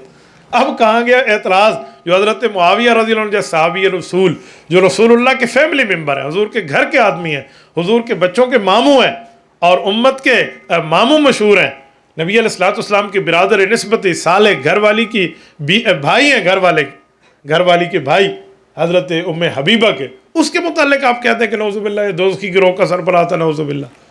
تو اور روایت کا حال یہ ہے کہ اس کو بطور کھوٹا سکہ پیش کیا جا رہا ہے، ورنہ اتنے محدثین ہیں وہ اس کو ماننے کے لیے تیار نہیں ہیں۔ دلیل نمبر 17 کے طور پہ میں آپ کی خدمت میں یہ دلیل لا رہا ہوں، اور یہ جو آدمی ہیں دلیل نمبر 17 میں، یہ بھی 8ویں صدی ہجری کے بزرگ ہیں، اور یہ 8ویں صدی ہجری کے بزرگ امام ابن الکثیر، بہت بڑا نام مشہور ہے امام ابن الکثیر رحمۃ اللہ علیہ، جن نے البدایہ والنہایہ لکھی ہے، جس کو تاریخ ابن بصیر بھی کہتے ہیں، تفسیر ابن کثیر بھی ان نے لکھی ہے۔ وہ امام بخاری رحمۃ اللہ علیہ کی بخاری پر کیا بات فرماتے ہیں؟ وہ فرماتے ہیں لیکن روا ھذا الحدیث الامام البخاری الا انہ لم یذکر قولہ تقتلک الفئۃ الباغیہ، کہ امام بخاری رحمۃ اللہ علیہ نے باقی روایت لکھی لیکن تقتل الفئۃ الباغیہ امام بخاری نے تحریر نہیں کیا تھا، انہوں نے نہیں لکھا، یہ بخاری کا حصہ نہیں ہے۔ یہ حافظ ابن کثیر رحمہ اللہ کہہ رہے ہیں، اور حافظ ابن کثیر رحمۃ اللہ کتاب البدایہ والنہایہ ہے، اس کی فصل فی بناء مسجد الشریف ہے، جلد نمبر 3 صفحہ 264 ہے، دار احیاء تراث العربی بیروت لبنان سے یہ کتاب چھپ گئی ہے۔ دلیل نمبر 18، 8ویں صدی ہجری کے بزرگ ہیں اور صحیح البخاری کے شارح ہیں، بہت بڑا نام ہے امام کرمانی رحمہ اللہ۔ امام کرمانی یہ ایران کے رہنے والے تھے اور بہت بڑے بزرگ ہیں۔ ان کی کتاب ہے الکواکب الدراری، ان نے صحیح بخاری کی شرح لکھی ہے، اس کو حاشیہ کرمانی بھی کہتے ہیں۔ یہ 25 جلدوں میں ہے۔ میں جتنی باتیں آپ کے سامنے کر رہا ہوں میں بحوالہ دکھا سکتا ہوں، یہ جلد میرے پاس موجود ہے الکواکب الدراری کی۔ ان کا مکمل نام ہے شمس الدین محمد بن یوسف علی بن سعید الکرمانی۔ 786 ہجری میں ان کا انتقال ہے۔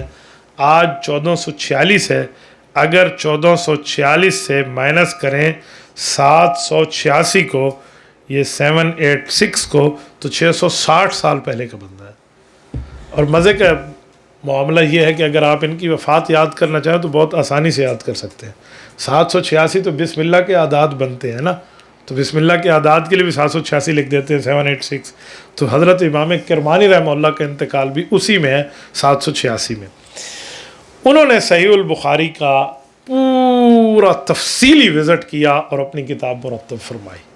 دونوں جگہ جب وہ تشریف لائے، جہاں جہاں صحیح البخاری میں آج کل یہ لوگ پیش کرتے ہیں، انہوں نے اس پر زبردست گرفت کی ان الفاظ پر، اور فرمایا کہ امام بخاری رحمۃ اللہ نے یہ لفظ نہیں لکھے تھے۔ کہتے ہیں کیا؟ اب میں آپ کے سامنے سناتا ہوں۔ کہتے ہیں قلت لأن لفظ تقتلہ الفئۃ الباغیہ یأباہ لأنہ ما قتلوہ نعم علی النسخۃ التي لم توجد فیہا هذه الجملہ هو الجواب لا غیر۔ کہتے ہیں میں یہ بات کہہ رہا ہوں، حافظ امام کرمانی، کہ یہ جو الفاظ ہیں کہ انہیں باغی گروہ قتل کرے گا، اس سے مراد معاویہ کا لشکر تو بن ہی نہیں سکتا، کیونکہ حضرت معاویہ نے تو یا ان کے ساتھیوں نے تو حضرت عمار کو شہید نہیں کیا تھا۔ لأنہم ما قتلوہ نعم، انہوں نے تو اس کو قتل نہیں کیا، جیسے میں نے شروع میں کہا کہ انہیں خارجی مفسد گروہ نے قتل کیا تھا، جو حضرت عثمان کی قاتل ٹولی تھی اور وہ باغی تھی۔ یہ بھی یہی فرما رہے ہیں کہ حضرت عمار کو تو انہوں نے قتل ہی نہیں کیا۔ تو یہ ساری باتوں میں زبردست جواب یہی ہے، اسی پر اعتماد کر لو، یہ ان کا لفظ ہے۔ دلیل نمبر 19، 8ویں صدی اچھا میں اس کا حوالہ دینا بھول گیا، الکواکب الدراری شرح بخاری اٹھائیں، اس کی جلد نمبر 4 کے صفحہ 108 پہ ہے، یہ بھی دار التراث بیروت لبنان سے چھپی ہے۔ دلیل نمبر 19، 8ویں صدی ہجری کے بزرگ ہیں امام زرکشی الشافعی رحمہ اللہ، 794 میں ان کا انتقال ہے۔ ان کی کتاب ہے اللعالی المنصورہ فی احادیث المشہورہ۔ اس کتاب کی یہ جو تحریر فرماتے ہیں جلد نمبر 1 ہے اور صفحہ 220 ہے، دارالعلمیہ بیروت سے چھپی ہے۔ وہ اس میں صحیح بخاری کے حوالے سے روایت کو لکھتے ہیں، لیکن تقتل الفئۃ الباغیہ کو وہ بھی نہیں لکھتے۔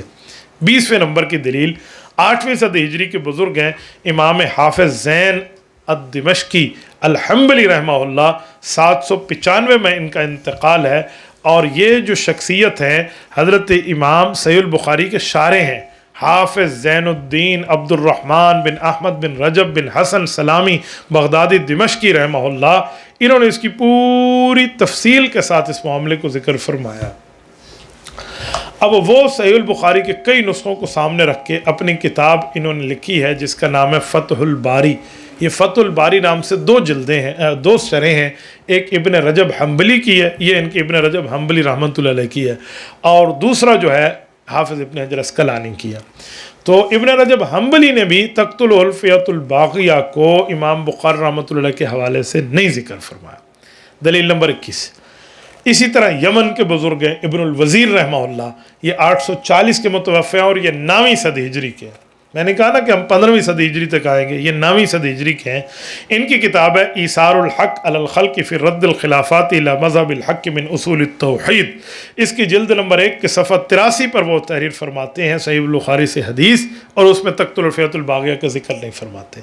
دلیل نمبر 22، 9ویں صدی ہجری کے بزرگ ہیں صحیح البخاری کے شارح ہیں امام حافظ ابن حجر اسقلانی رحمہ اللہ، جن کے حوالے سے میں پہلے بات کر چکا ہوں کہ نسخہ صدفی کو ان نے سامنے رکھا اور انہوں نے فرمایا کہ امام بخاری رحمۃ اللہ علیہ نے اس جملے کو لکھ کر مٹا دیا تھا، تو انہوں نے بھی اس کو یہی فرمایا۔ لیکن حافظ ابن حجر اسقلانی رحمہ اللہ نے 3 نسخوں کے بارے میں بات کی ہے کہ جی میرے پاس 13 نسخے ہیں، ان میں 3 نسخوں کے اندر یہ لفظ موجود ہے، 10 میں موجود نہیں ہے۔ جن 3 میں موجود ہے وہ انشاءاللہ تعالیٰ اس دلائل کے ختم ہونے کے بعد بھی میں عرض کرتا ہوں آپ کے سامنے۔ 23ویں نمبر پہ دلیل، یہ نسخہ یونونیہ والی ہے، 701 ہجری کے متوفہ ہیں، اس بارے میں بھی آپ تفصیل پڑھ چکے ہیں کہ انہوں نے بھی نسخہ یونونیہ کو ذکر نہیں فرمایا، ابھی میں پوری تفصیل کے ساتھ آپ کی خدمت میں رکھا ہوں۔ اور یہ شخصیت جو ہے یہ امام یونونی رحمہ اللہ، یہ 9ویں صدی ہجری کے بعد 10ویں صدی ہجری کے بزرگ ہیں، جن کا نام ہے عبد الملک قسطلانی، امام قسطلانی جنہیں کہتے ہیں، جن کی کتاب ارشاد الساری لشرح صحیح البخاری ہے۔ امام قسطلانی رحمہ اللہ نے بھی اس کو صحیح البخاری کے حوالے سے درج نہیں فرمایا۔ 10ویں صدی ہجری، آئیے اب 11ویں صدی ہجری، یہ 24ویں نمبر کی دلیل ہے۔ 11ویں صدی ہجری کے دلائل میں جو میں آپ کی خدمت میں رکھوں، جن جن بزرگوں نے اس کو جس ترتیب پہ ذکر کیا ہے، وہ 11ویں صدی ہجری میں ایک نسخہ چھپا ہے صحیح البخاری کا، جس کو امام اسیلی، امام حروی، امام ابو الوقت السجزی، امام ابن القاسم ابن العساکر رحمہ اللہ کے نسخوں کو سامنے رکھ کر یہ 11ویں صدی ہجری میں صحیح البخاری کا نسخہ چھاپا گیا تھا، اور اس نسخے کا نام تھا نسخہ بولاق۔ یہ مصر سے چھپا تھا، مکتبۃ الامیریہ نے چھاپا تھا، سرکاری سطح پہ اس کو چھاپا اور صحیح البخاری کا نسخہ چھپا۔ ان افراد نے بھی اس روایت کو تحریر نہیں فرمایا۔ اب آئیے ذرا 12ویں صدی ہجری پہ، 1100 سال کے بعد 1200 سال کی 12ویں صدی ہجری کے بزرگ ہیں امام ملا علی قاری رحمۃ اللہ علیہ۔ ان کا نام ہے ابو الحسن علی بن سلطان بن محمد نور الدین ملا علی قاری الحروی۔ یہ ملا علی قاری بہت بڑے بزرگ ہیں، الحروی، ہرات کے رہنے والے تھے، افغانستان ہرات کے شہری تھے، محدث ہیں۔ انہوں نے یہاں سے ہجرت کی ہے، ان کی قبر آج بھی مکہ مکرمہ میں جنت المعلیٰ کے اندر موجود ہے، حضرت اماں جان خدیجۃ الکبریٰ رضی اللہ تعالیٰ عنہا کے قدموں میں موجود ہے۔ انہوں نے صحیح البخاری کے حوالے سے اور صحیح مسلم کے حوالے سے روایات کو تحریر کیا۔ جب باری آئی تقتل الفیۃ الباغیہ کی تو وہ کہتے ہیں رواہ الشیخان واللفظ مسلم۔ اس طرح کی روایات تو موجود ہیں لیکن لفظ امام بخاری کے نہیں، لفظ دوسرے محدثین کے ذکر فرمائے تو امام بخاری رحمۃ اللہ علیہ کے الفاظ وہ بھی ماننے کے تیار نہیں ہیں۔ ملا علی قاری کی کتاب شرح الشفا ہے، قسم الاول ہے، اس کے پہلے 4 باب کے اندر یہ بات موجود ہے، جلد نمبر 1 صفحہ 689 ہے، دارالکتب العلمیہ بیروت نے اس کو شائع کر دیا۔ 12ویں صدی ہجری کے بھی ایک بزرگ اور بھی سن لیں، یہ 13ویں صدی ہجری سے آگے چلتے ہیں۔ وہ ہے فقہ شافعی کے معروف بزرگ ہیں، اور ان کا نام ہے امام اجلونی رحمہ اللہ۔ ان کی 1162 میں انتقال ہے۔ ان کی کتاب ہے کشف الخفاء و مزیل الالباس، اس میں صحیح البخاری کے الفاظ انہیں نقل کیے، لیکن انہوں نے اپنی کشف الخفاء کے جلد 2 صفحہ 423 کے اوپر رقم الحدیث 2973 میں اس روایت میں تقتل الفیۃ الباغیہ کو ذکر نہیں کیا۔ دلیل نمبر 27، 12ویں صدی ہجری کے بزرگ ہیں، اور ان کا نام ہے امام سفارینی رحمہ اللہ۔ ان کی کتاب ہے لوامع الانوار البہیہ و سواطع الاسرار الاسریہ لشرح درۃ المضیہ فی عقد الفرقۃ المرضیہ۔ اس کتاب کی ان نے پوری تفصیل کے ساتھ صحیح البخاری اور باقی کتابوں کو لکھا ہے۔ اس کی یہ جلد نمبر 3 ہے، صفحہ 342 ہے۔ اس کو مؤسسۃ الحافظین و مکتبہ دمشق شام سے چھاپا ہے۔ وہ فرماتے ہیں لم یذکر البخاری هذه الزیادہ یعنی تقتلک الفیۃ الباغیہ، کہ امام بخاری رحمۃ اللہ علیہ نے اس الفاظ کو نہیں لکھے۔ 12ویں صدی ہجری کے بعد 13ویں صدی ہجری پہ آئیے، یہ دلیل نمبر 28 ہے۔ امام زبیدی، احناف میں بہت بڑا نام ہے، امام زبیدی المصری رحمہ اللہ، ان کا انتقال 1205 ہجری میں ہے۔ ان کی کتاب ہے تخریج احادیث احیاء علوم الدین۔ یہ اس کتاب کے اندر انہوں نے پوری تفصیل کے ساتھ اس کو ذکر فرمایا ہے، اور وہ اپنی کتاب میں واضح طور پہ لکھتے ہیں کہ امام ابن حجر اسقلانی رحمہ اللہ اور باقی ائمہ کی بات بھی ہے، تو امام بخاری رحمۃ اللہ علیہ نے اپنی کتاب میں تقتل الفیۃ الباغیہ کو ذکر نہیں فرمایا۔ دلیل نمبر 29 پر آئیے، 14ویں صدی ہجری کے بزرگ ہیں، یہ امام آلوسی رحمۃ اللہ علیہ، 1317 میں انتقال ہے، جلاء العینین فی محاکمۃ الاحمدین۔ انہوں نے اس کتاب میں امام بخاری رحمہ اللہ کے حوالے سے ذکر کی تقتل الفیۃ الباغیہ، اور آگے لفظ لکھا ساکتن۔ یہ ان کی کتاب ہے جلاء العینین فی محاکمۃ الاحمدین۔ اس کے جو ہے نا وہ جلد نمبر 1 کے صفحہ 80 پر ہے، مکتبۃ المدنی قاہرہ مصر سے چھپی ہے۔ وہ فرماتے ہیں کہ امام بخاری رحمۃ اللہ تعالیٰ علیہ کی بخاری میں روایت موجود نہیں ہے۔ اب اسی 12ویں صدی ہجری کا، بلکہ 12ویں صدی ہجری کے بعد 14ویں صدی ہجری چل رہی تھی، 14ویں صدی ہجری کی ایک اور حوالہ، سلطنت عثمانیہ کے خلیفہ سلطان عبد الحمید رحمہ اللہ، یہ اوٹمن امپائر کے امیر المؤمنین گزرے ہیں اور علمی دوست بادشاہ تھے. انہوں نے اپنے زمانے میں کئی جید علماء کرام کو، سینکڑوں علماء کو بلایا اور سب کو بٹھا کر صحیح البخاری کے نسخے دیے اور کہا جی ایک نسخہ آپ بہترین انداز میں مرتب کیجئے. 1200 سال گزر گئے ہیں رسول اللہ کے زمانے کو، تو اس کو بڑے اچھے انداز سے اکسی نسخہ لکھنا چاہیے. یہ جو آج کل ہمارے پاس موجود ہے یہ وہی نسخہ ہے.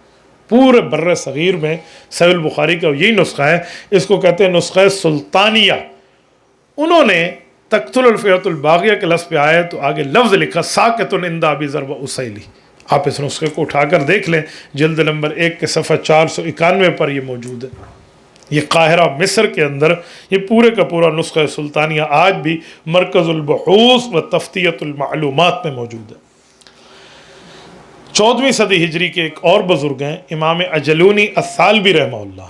ان کی کتاب الفکر السامی فی تاریخ الفقہ الاسلامی، انہوں نے بھی اس حدیث کو صحیح بخاری سے لکھا اور آگے تقتل الفئۃ الباغیہ کے لیے لکھا لیس فیہ. امام بخاری کی بخاری میں موجود نہیں ہے. یہ الفکر السامی کی جلد نمبر 2 کا صفحہ 592 ہے. علمیہ بیروت نے اس کو چھاپا ہے.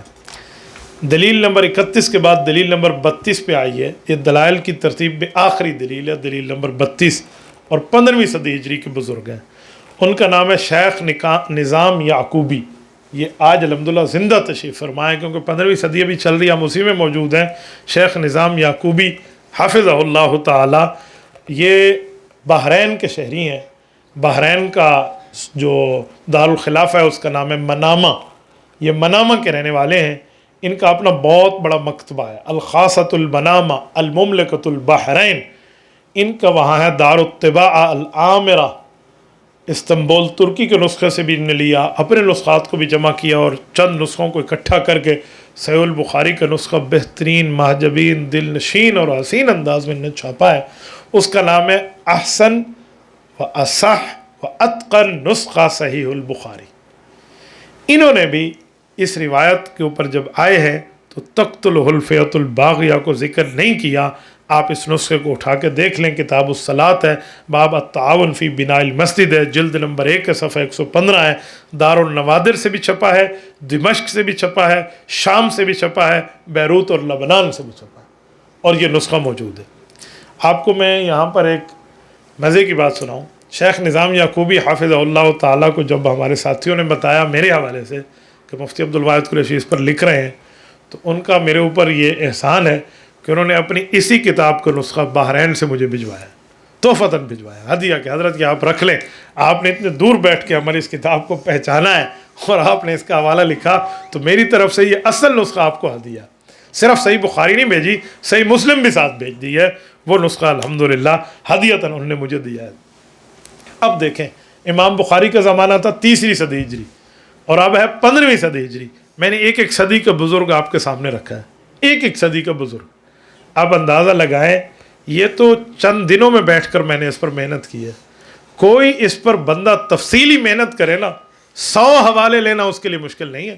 100 حوالے سے زائد اکابر کے تحقیق مل جائیں گے. یہ تو میں نے صرف 32 دلائل دیے ہیں تاکہ جو مخالف منہ میں 32 دانت رکھتا ہے نا اور حضرت معاویہ کے لیے بک بک کرے تو یہ 32 دلائل کا مکہ اس کے 32 دانت توڑ سکتا ہے. جسے کہتے ہیں نا 32 ہی توڑ دے، تو اس حوالے سے میں نے اس کو جمع کیا. نہیں ابھی تو پہلا باب پورا ہوا ہے. اصل میں مسئلہ یہ ہے کہ یہ وہ اعتراض ہے جو ہمارے اکابر کے پاس پرانے دور میں نہیں آیا تھا. سب سے پہلے اس کو مودودی نے ٹچ کیا، پھر ادھر ادھر کے 2-4 اور ملحدین نے اس کو ٹچ کیا ہے. تو اس پر محنت کے لیے دلائل چاہیے تھے. تو الحمدللہ اللہ نے کرم کیا. میں نے حضرت رسول اللہ صلی اللہ علیہ وسلم کے روضہ اقدس پہ ٹھہر کے دعا مانگی اور حرم کعبہ میں اللہ تعالیٰ سے کعبۃ اللہ شریف میں مانگا، تو اللہ نے اس کا بدلہ دیا کہ اس پر ہم نے پوری تحریر اکٹھی کر لی ہے.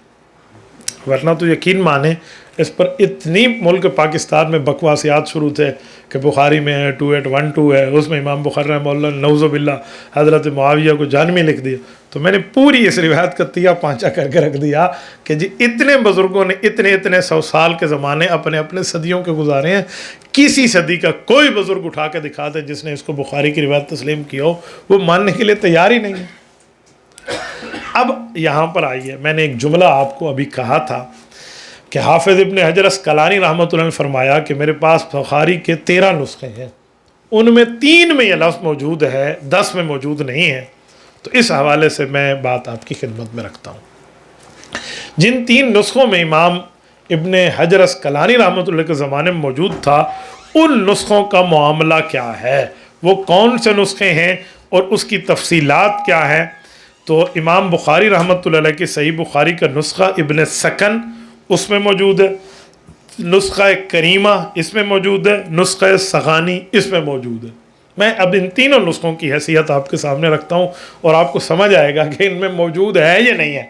ہمارے مطابق جو حالات ہیں وہ بھی وہی ہیں جیسے پہلے گزر گئے۔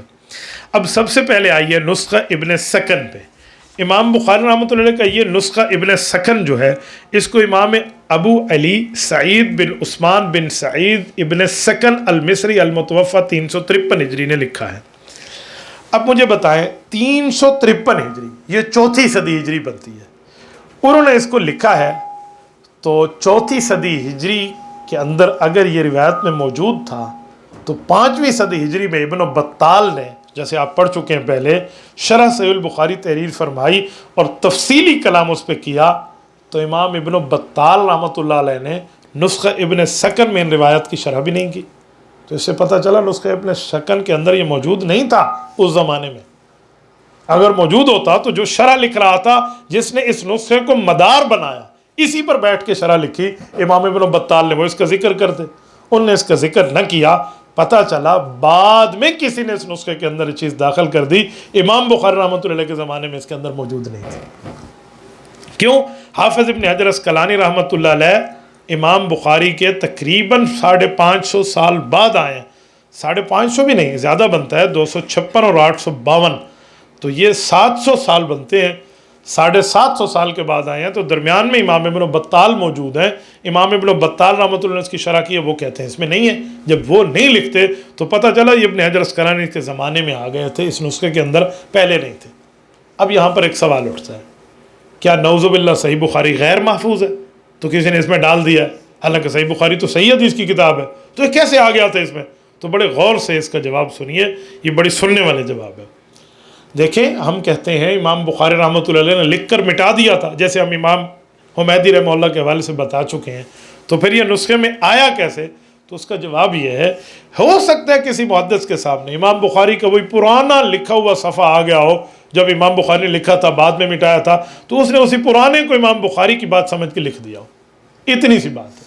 اور یہ کوئی شایع ضائع بات ہے، ہو سکتا ہے ایسے، لیکن بعد کے محدثین نے تصریح کر دی کہ ایسا نہیں تھا، تو مسئلہ ٹھیک ہو گیا۔ میں مثال دے رہا ہوں، میں ابھی کتاب لکھ رہا ہوں، اس کتاب کے اندر کوئی چیز میں نوٹ کر لیتا ہوں اور فوٹو اسٹیٹ ہو کے رکھ دیتا ہوں، پھر ایک عرصے کے بعد مجھے پتہ چلتا ہے کہ اس بات کو ٹھیک کرنا چاہیے تھا، الحمدللہ میں ابھی زندہ سلامت ہوں، میں نے اس کو ٹھیک کر دیا، ٹھیک کر کے آگے چھاپ دیا۔ اب کسی کے پاس وہ پرانا، میرا پرانے زمانے کا جو رف عمل کا میں نے لکھا تھا، اس میں سے لکھا ہوا پڑھا ہو اور وہ میری تحریر سمجھ جائے، تو میری تحریر تو نہیں بنے گی۔ بس اتنی سی بات ہے نسخہ ابن سکن کے حوالے سے، ورنہ اور اس کا معاملہ اور کچھ بھی نہیں ہے۔ ورنہ نسخہ ابن سکن کے زمانے کے بعد جن محدثین کرام نے اس کو لکھا ہے تو وہ اس کی تفصیل تو لکھتے، بعد کے حضرات نے اس کی تفصیل نہیں لکھا، تو پتہ چلا یقیناً امام بخاری رحمہ اللہ کا دامن اس سے صاف ہے۔ یہ بعد میں کسی بندے نے پرانی چیز کو لکھ کر سمجھ دیا تھا، لیکن وہ تھا نہیں۔ دوسرا نسخہ ہے نسخہ کریمہ، کہ کریمہ کے اندر موجود ہے۔ اب کریمہ کون ہے؟ یہ بخاری شریف کی ایک بہت بڑی نسخے کو لکھنے والی عالمہ، محدثہ، فقیہ، بزرگ عورت تھیں۔ ان کا نام تھا ام الکرام کریمہ بنت احمد بن محمد بن حاتم مرزویہ مکیہ رحمۃ اللہ علیہا۔ 463 ہجری میں ان کا انتقال ہے۔ امام ابن عبد البر مالکی رحمہ اللہ اور ان کا انتقال ایک ہی سن میں ہے، 463 ہجری۔ انہوں نے اس روایت کو لکھا تھا، اس نسخے کو لکھا تھا۔ بہت بڑی خاتون تھی امامہ کریمہ رحمہ اللہ۔ تو انہوں نے جو لکھا ہے، اب کہتے ہیں جی اس نسخے میں، اب اس کا بھی جواب سنیے، ہم کہتے ہیں اس نسخے میں بھی نہیں ہے۔ کیسے آیا؟ اب یہ ہے 463 کے متوفہ۔ اب ذرا توجہ رکھنا، اس کو نقل کس نے کیا ہے؟ تو اصل میں یہ روایت امام کشمہینی رحمہ اللہ کی ہے۔ امام کشمہینی رحمہ اللہ امام بخاری رحمۃ اللہ علیہ کے براہ راست شاگردوں کے شاگرد ہیں۔ امام بخاری رحمہ اللہ کے براہ راست شاگرد ہیں، ان کا نام ہے امام فربری رحمہ اللہ۔ امام فربری کے شاگرد ہیں، ان کا نام ہے ابو الحیثم محمد بن مکی بن محمد بن زرا المزروی الکشمہینی، ان کا انتقال ہے 379 ہجری 89 99 ہجری بھی آپ کہہ سکتے ہیں۔ یہ ان کی روایت سے نقل کیا تھا انہوں نے امامہ کریمہ نے۔ اب ابو ذر الحروی رحمہ اللہ بھی اس سے نقل کرتے ہیں الکشمہینی کو، ابو سہل محمد بن حفصی بھی نقل کرتے ہیں۔ جب وہ دونوں بزرگ اپنے استاد سے نقل کرتے ہیں تو وہ تو یہ لفظ ذکر نہیں کرتے جس کو امامہ کریمہ نقل کرتی ہیں۔ اب توجہ رکھیں، جو ایک استاد سے 3 بزرگ نقل کرنے والے ہیں، 2 نے تو اس کو ذکر نہیں کیا، تیسرے نے اس کو کیسے ذکر کر دیا؟ تینوں کے پاس کتاب تو ایک ہے، تو کیسے ذکر ہو گیا؟ تو پھر اس کا جواب میں آپ کی خدمت میں رکھتا ہوں کہ نسخہ کریمہ جو تھا، آج تک یہ نسخہ ناتمام مکمل نہیں لکھا گیا تھا۔ یہ نسخہ کریمہ ناتمام تھا، ناقلین کو اس کو نقل کرنے کی ابھی اجازت بھی نہیں تھی، وہ تو زیر ترتیب نسخہ تھا۔ اس زیر ترتیب نسخے میں ہو، بعد میں ہٹا دیں، نکال دیں، ابھی تو انہوں نے اس پر نظر ثانی کرنی تھی، نظر ثالث کرنی تھی، اس کو ابھی دیکھنا تھا، تو انہوں نے ایسا کیا، تو وہاں سے اس پر اعتراض نہیں ہو سکتا۔ دوسرا جواب، امام کریمہ ان کے ایک شاگرد ہیں، انہوں نے بھی اس کو پوری تفصیل کے ساتھ ذکر فرمایا ہے۔ وہ کون ہیں اور کس تفصیل کے ساتھ یہ بات کرتے ہیں؟ اب ذرا توجہ رکھیں۔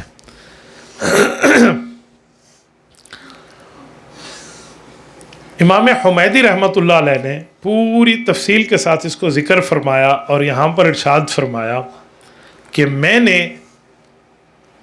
پڑھا ہے امامہ کریمہ سے، امام حمیدی نے، اور وہ کہتے ہیں اسی بخاری کو میں نے کئی مرتبہ اپنی استاذہ کو بیٹھ کے سنایا، وہ پردے میں ہوتی تھی اور میں ان سے حدیث پڑھتا تھا، ان کو حدیث سناتا تھا۔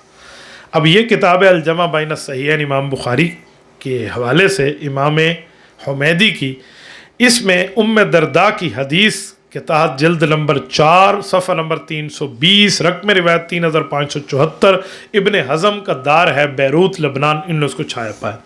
وہ کہتے ہیں قد روینا کتاب الامام ابی عبداللہ البخاری بالمغرب عن غیر واحد من شیوخنا بالاسانید المختلفہ تتصل به عند عبداللہ محمد بن یوسف بن مطر الفربری عن البخاری ثم قرأته بمکہ علی المرأة الصالحہ کریمہ بنت احمد بن محمد بن حاتم المرضوی غیر مرۃ لعلو اسنادها منہ۔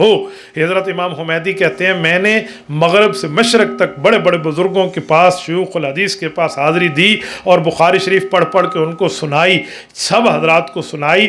آخر میں جب میں مکہ مکرمہ پہنچا، مجھے پتہ چلا یہاں ایک نیک صالح خاتون ہیں جو صحیح البخاری کے نسخے کو لکھ چکی ہیں۔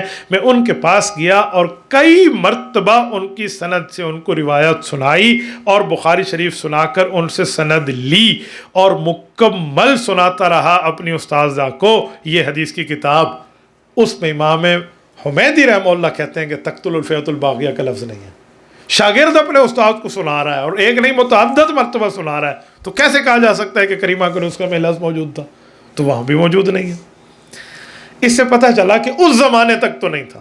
حافظ ابن حجر عسقلانی رحمہ اللہ کے زمانے تک ہو سکتا ہے کسی نے امام بخاری کی پرانی تحریر اٹھا کے رکھ دیا ہو، اور یہ بات ہونا کوئی اتنی بری بات نہیں تھی، لیکن حقیقت یہ کہ امام بخاری رحمہ اللہ نے لکھ کے مٹایا ہوا تھا۔ تیسرا نسخہ سغانی۔ اب سغانی کون سے بزرگ ہیں؟ یہ جو بزرگ ہیں ان کا نام ہے حسن بن محمد بن حسن السغانی، 650 ہجری کے متوفا ہیں۔ وہ فرماتے ہیں کہ تقتل الفئۃ الباغیہ کا معاملہ کیا ہے، ان کی طرف اس نسخے کو منسوب کیا گیا ہے۔ اب امام سغانی کے نسخے کے اوپر جب ہم نے تحقیق کی تو پتہ چلا یہ امام ابو الوقت سجسی رحمۃ اللہ تعالیٰ علیہ ان کی روایت ہے، جو 553 میں جن کا انتقال ہے، اس کو روایت ابو الوقت کہتے ہیں، سجزی۔ ان کے بارے میں پوری تفصیل کے ساتھ موجود ہے کہ یہ جو نسخہ تھا، امام ابن الاثیر رحمۃ اللہ علیہ اس کے بارے میں پوری تفصیل فرماتے ہیں۔ وہ فرماتے ہیں امام بخاری رحمۃ اللہ علیہ کی کتاب میں ابو الوقت عبد الاول سجزی رحمۃ اللہ علیہ کے نسخے میں جو لکھا ہوا تھا، اس کے متن میں تقتل الفئۃ الباغیہ کے الفاظ نہیں تھے۔ ٹھیک ہے، انہوں نے پوری تفصیل کے ساتھ اس کو ذکر کیا اپنی کتاب جامع الاصول کے اندر، اور ان نے حضرت عمار کے مسئلے پہ جلد نمبر 9 صفحہ 43 پر رقم روایت 6583 کے تحت چھاپا۔ یہ املج سعودی عرب سے چھپی ہے، میں نے کہا میں نے یہاں اس شہر کا وزٹ کیا، یہ اسی جگہ کی بات ہے۔ وہ فرماتے ہیں اس میں یہ روایت موجود ہی نہیں تھی، تو پتہ چلا اس زمانے میں حضرت امام بخاری رحمۃ اللہ علیہ کے براہ راست شاگرد امام فربری، جن کا انتقال 320 میں ہے، ان تک یہ نسخہ پہنچا تو اس وقت لکھا ہوا نہیں تھا۔ درمیان میں 300 سال کا زمانہ ہے امام صغانی تک آنے کا، تو درمیان میں کسی نے امام بخاری کی پرانی تحریر کو اٹھا کے اس کا حصہ بنا دیا ہوگا، کل اتنی سی بات ہے۔ لیکن اگر اس طرح کے نسخے کے اوپر اعتماد آ جائے، 300 سال کا فاصلہ ہو، درمیان میں بندہ نہ ہو، تو اس نسخے کو محدثین کی زبان میں نسخہ مجہولہ کہتے ہیں، اور اس پر اعتماد نہیں کیا جاتا۔ تو اس لیے ان تینوں کے حوالے سے بھی آپ کی خدمت میں یہی بات ہے۔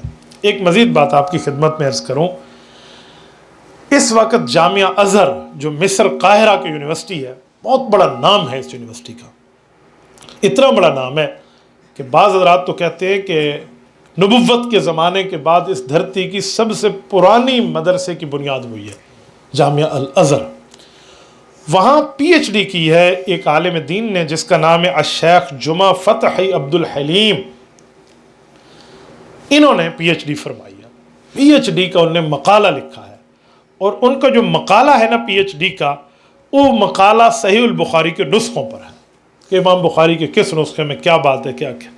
انہوں نے اس مقالے کو تحریر کیا ہے، یہ پورا مقالہ میں نے ان کا منگوایا ہے، اور یہ مقالہ الحمدللہ ہمارے پاس ہے۔ اس کتاب کا نام ہے اصل الکتاب رسالہ جامعیہ لنیر درجۃ الدکتورہ فی الحدیث بکلیۃ الشریعہ اصول الدین بجامع الازہریہ روایات الجامع الصحیح السند نسخۃ دراست النظریہ تطبیقیہ الفصل الثانی اسباب الاختلاف ومن الامثالیہ التي يمكن ان تكون تحت المدرج وترتب علیہ المتن او نقصانہ۔ یہ پوری اس کی تحریر کا نام ہے، جلد نمبر 2 ہے، صفحہ 498 ہے، دارالفلاح نے اس کو چھاپا ہے، یہ دولت قطر میں چھپا ہے، قطر کے ملک میں 1434 ہجری میں ابھی چھپ کے آیا ہے۔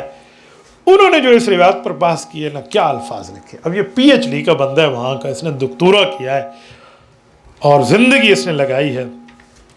وہ اس کا خلاصہ یہی کہتے ہیں کہ میں نے تمام کتب کو کنگالا، بخاری شریف کے اکثر شراح کو دیکھا، پورے نسخوں کو دیکھا، کہتے ہیں فی کتب الاطرافی والمستخرجاتی کما سبق بیانہ کما وجہ ابن حجر وانتہا الی ادراجہا من ثبتت عندہم من روایت الصحیح وان البخاری حذفہا عمدا لعظم ثبوتہا عندہ بالروایت ابی سعید۔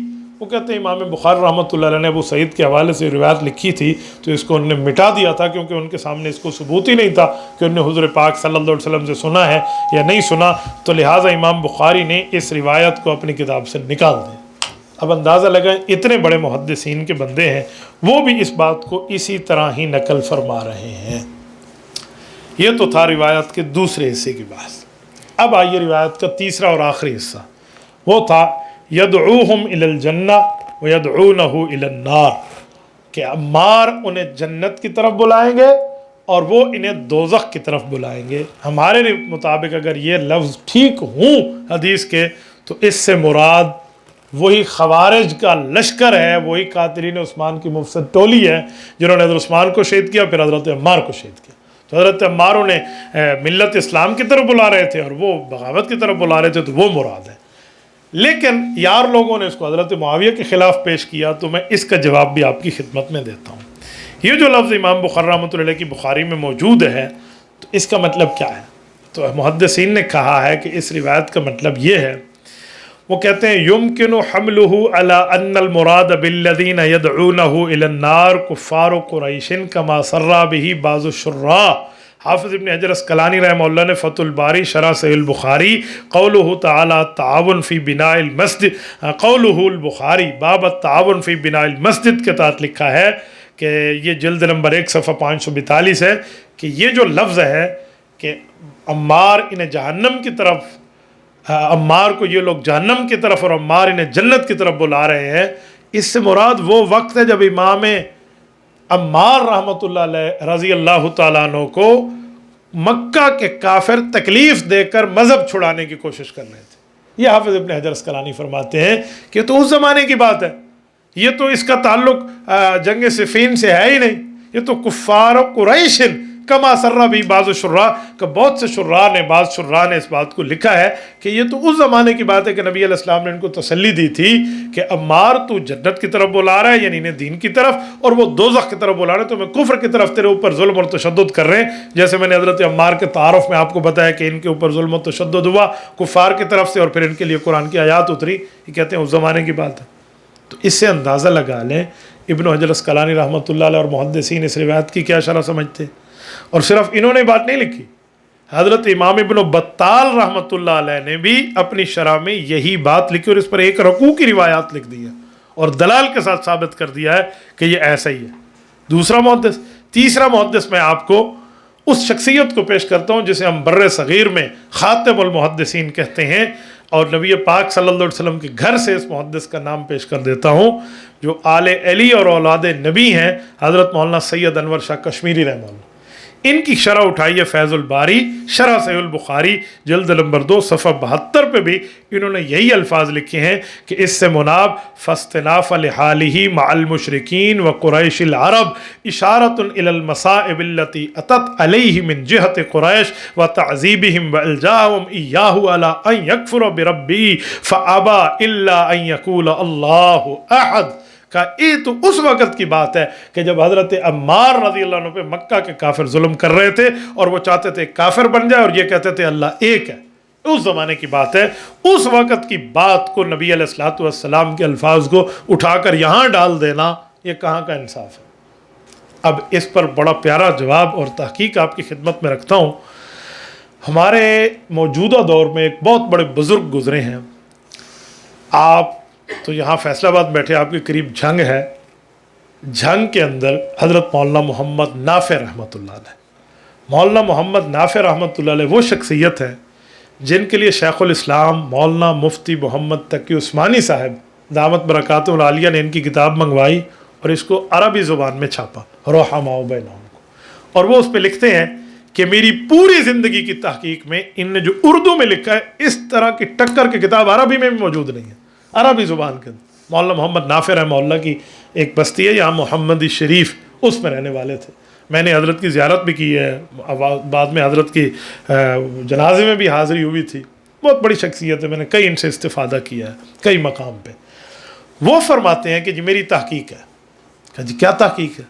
کہتے ہیں جس جگہ روایت میں یدعوہم الی الجنت ویدعونہ الی النار یہ لفظ موجود ہے نا، تو یہ جناب اکرمہ کا ادراج ہے. تو کہتے ہیں اکرمہ کون ہے؟ کہتے ہیں اس روایت میں ایک شخص کا نام ہے اکرمہ رحمہ اللہ. یہ عبداللہ ابن عباس رضی اللہ تعالی عنہ کے شاگرد بھی تھے، ان کے آزاد کردہ غلام بھی تھے. تو یہ اکرمہ نے یہاں ڈالا ہے. کہتے ہیں اچھا. کہ اکرمہ بزرگ تھے لیکن ان کی جو نظریات تھے نا وہ صحابہ کرام کے بعض صحابہ کرام کے بارے ٹھیک نہیں تھے. اب یہ تو بہت بڑی بات کر دی مولانا نافع رحمہ اللہ نے کہ اکرمہ اتنا بڑا آدمی جو عبداللہ ابن عباس کے پاس ہو اور وہ اس طرح بات کرے. تو میں نے پھر اس کے حوالہ جات کتابوں سے ڈھونڈے کہ میں ذرا تلاش تو کروں کہ اکرمہ کے حالات محدثین کیا لکھتے ہیں، یہ کیسا آدمی ہے، اس کے بارے میں کیا تفصیلات ہیں. تو یقین مانے میں حیران ہو گیا. مجھے حوالہ جات ملے ہیں. اب دنیا میں 4 بڑے امام ہیں، امام ابو حنیفہ، امام مالک، امام شافعی، امام احمد بن حنبل. امام شافعی، امام احمد، امام مالک تینوں نے اکرمہ کی شخصیت کو رگڑ کر رکھا ہے. تینوں کہتے ہیں خارجی دماغ کا آدمی ہے اور اس کا صحابہ کے بارے میں دماغ ٹھیک نہیں ہے. جب یہ حوالے میرے سامنے آئے میں حیران ہو گیا کہ مولانا محمد نافع رحمۃ اللہ علیہ کی کہاں تک نظر پہنچی، کس دقت نظر کے ساتھ انہوں نے فرمایا. اب سب سے پہلے آئیے، اس پر تو میں نے 10 دلائل لکھے ہیں، میں نے 2-3 آپ کی خدمت میں عرض کیے دیتا ہوں. سیر اعلام النبلاء میں حافظ ذہبی رحمۃ اللہ علیہ نے اکرمہ کے لیے لکھا ہے کہ اکرمہ کون ہے. کہتے ہیں سعید ابن مسیب نے اپنے غلام برد کو کہا لا تکذب علیہ، برد تو میرا غلام ہے اور شاگرد ہے، حدیث مجھ سے پڑھتا ہے، لیکن میرے اوپر جھوٹ نہ باندھنا. کما یکذب اکرمہ تو علی ابن عباس، جیسے اکرمہ ابن عباس پہ جھوٹ بولتا تھا. اندازہ لگا لے. اسی طرح آپ امام جمال الدین مزی رحمہ اللہ جن کا میں نے ذکر کیا تہذیب الکمال والے، ان کی کتاب تہذیب الکمال میں اکرمہ کے حوالے سے موجود ہے کہ حضرت عبداللہ بن عمر، حضور پاک صلی اللہ علیہ وسلم کی بیوی حضرت حفصہ کے بھائی حضرت عمر کے بیٹے، وہ ایک دن کہنے لگے اپنے شاگرد نافع کو، کہا اتق اللہ ویحک یا نافع، کہا نافع میرا شاگرد ہے، مجھ سے حدیث پڑھتا ہے، اللہ سے ڈرنا اور میری تباہی بربادی نہ کرنا، ولا تکذب علیہ کما کاذب اکرمۃ علی ابن عباس، کہ جس طرح اکرمہ ابن عباس پہ جھوٹ بول کے نام ان کا بتا کے حدیثیں سناتا تھا، نافع تو میرے ساتھ ایسا نہ کرنا۔ آپ حیران ہو جائیں کہ اس طرح کا معاملہ ہے۔ حافظ ابن حجر اسقلانی رحمۃ اللہ علیہ نے یہ فتح الباری کے اندر ایک عبارت لکھی ہے، وہ کہتے ہیں کہ ایک بزرگ ہیں جریر بن عبد الحمید، یہ ابن ابی زیاد کے بارے میں ارشاد فرماتے ہیں کہ وہ کہتے ہیں کہ میں علی بن عبداللہ بن عباس کے پاس گیا، یعنی حضرت عبداللہ بن عباس کے بیٹے کے پاس، حضرت عباس کے پوتے کے پاس، میں ان کے پاس گیا، وہ اکرمۃ مقید، ان نے اکرمہ کو زنجیر ڈال کے باندھا ہوا تھا۔ قلت ما لہٰذا، میں نے کہا یہ اتنا بڑا مولوی صاحب ہے، اس کو حدیثیں یاد ہیں، آپ نے اس کو کیوں باندھ رکھا ہے؟ تو انہوں نے کہا انہ یکذب علی ابی، کہ اس نے میرے باپ کے اوپر جھوٹ بول کے روایتیں بنائی ہیں۔ یہ اتنے بڑے محدثین کہہ رہے ہیں، آپ حیران ہو جائیں۔ میں ایک اور بات آپ کو کرتا ہوں، محمد بن سیرین رحمہ اللہ، بہت بڑا نام ہے، امام التعبیر ہے، معبرین کے امام ہیں۔ یہ وہ بندے ہیں جن کے پاس امام ابو حنیفہ رحمہ اللہ بندہ بھجواتے تھے کہ ان سے تعبیر جا کر معلومات کر لیں خواب کی۔ ان کے بارے میں امام منذری رحمۃ اللہ علیہ نے لکھا ہے کہ سئل محمد بن سیرین عن اکرمہ، محمد بن سیرین سے اکرمہ کے بارے میں پوچھا گیا کہ اکرمہ کیسا راوی ہے؟ تو انہوں نے کہا ما یسعونی ان یکون من اہل الجنہ، کہ میں یہ تو نہیں کہتا کہ وہ جنت سے بھی محروم ہے، بے ایمان ہے، کافر ہے، یہ تو نہیں کہتا، لیکن ولیکنہ کذاب، روایت میں جھوٹ بول جاتا ہے، یہ آپ کو پتا ہو۔ یہ امام ابن سیرین جیسا آدمی ہے، فتوی کفر نہیں لگا رہے، لیکن کہہ رہے ہیں اکرمہ ایسا آدمی ہے۔ امام یحییٰ بن معین امام حنیفہ کے شاگرد ہے، امام بخاری کے استاذوں میں نام ہے امام یحییٰ بن معین، اور یہ وہ بندہ ہے جس نے 10 لاکھ حدیثیں اپنے قلم سے لکھی تھی۔ 10 لاکھ حدیث قلم گھڑتے، یوں قلم گھڑ کے نا اس کو لکھنے کے لیے نا، تو اس کا برادہ اکٹھا ہو جاتا ہے، اس کا چھلکا، تو ایک کمرہ بھر گیا تھا 10 لاکھ حدیثوں کے وقت اس چھلکے سے، اور وفات کا وصیت کی کہ جب میں فوت ہو جاؤں میرا پانی گرم کر کے مجھے غسل دینا ہے، اور اس سارے قلم کے گھڑے ہوئے برادے کو جلانا ہے، اس سے میرا پانی گرم ہو جس سے میں نے 10 لاکھ حدیثیں لکھی، پھر مجھے موت کے بعد غسل دینا۔ یہ امام یحییٰ بن معین ہے۔ ان کے بارے میں امام منذری رحمہ اللہ نے لکھا ہے، آپ حیران ہو جائیں، کہتے ہیں انہو قال، وہ فرماتے تھے قول الخوارج قول الباطل، خارجیوں والا ذہن ہے اکرمہ کا اور باطل ذہن ہے۔ تو جہاں اکرمہ ہے وہیں یہ لفظ ہے یدعوہم الی الجنہ ویدعونہ الی النار، کہ عمار انہیں جنت طرف بلائیں گے اور وہ جہنم طرف بلائیں گے۔ جہاں اکرمہ نہیں ہے وہاں یہ روایت کا لفظ نہیں ہے۔ اتنی بڑی تحقیق جب میرے سامنے آئی، یقین مانے شاید رات کے 2-3 بج رہے ہوں گے، اس رات خوشی کے مارے میری نیند ختم ہو گئی، میں نے اٹھ کر اللہ سے 2 نفل پڑھے، میں نے کہا اللہ اکبر، اتنی اونچے اونچے ہو کر یہ لوگ روایت کو پیش کرتے ہیں، اس طرح جنت طرف بلانا، جہنم کی طرف، اور حال یہ ہے کہ یہ اس اکرمہ کا ادراج ہے جس کو ان کے اپنے بزرگوں نے قید کر کے رکھ دیا تھا کہ اس نے عبداللہ بن عباس رضی اللہ عنہ پہ جھوٹ بولا ہے۔ اس اکرمہ نہ ہو آپ حدیث پیش نہیں کر سکتے کہ اس میں یہ لفظ موجود ہو۔ تو یہ روایت کے 3 حصے تھے، اور تینوں حصوں پر میں نے آپ کی خدمت میں یہ معاملات پیش کر دی ہیں، تو آپ اس سے اندازہ لگا لیں کہ صحیح البخاری کے اندر روایت جو موجود ہے اس کا جواب کیا ہے۔ تو یہ چند باتیں میں نے آپ کی خدمت میں رکھی ہیں، اللہ تعالیٰ آپ کو سلامت رکھے۔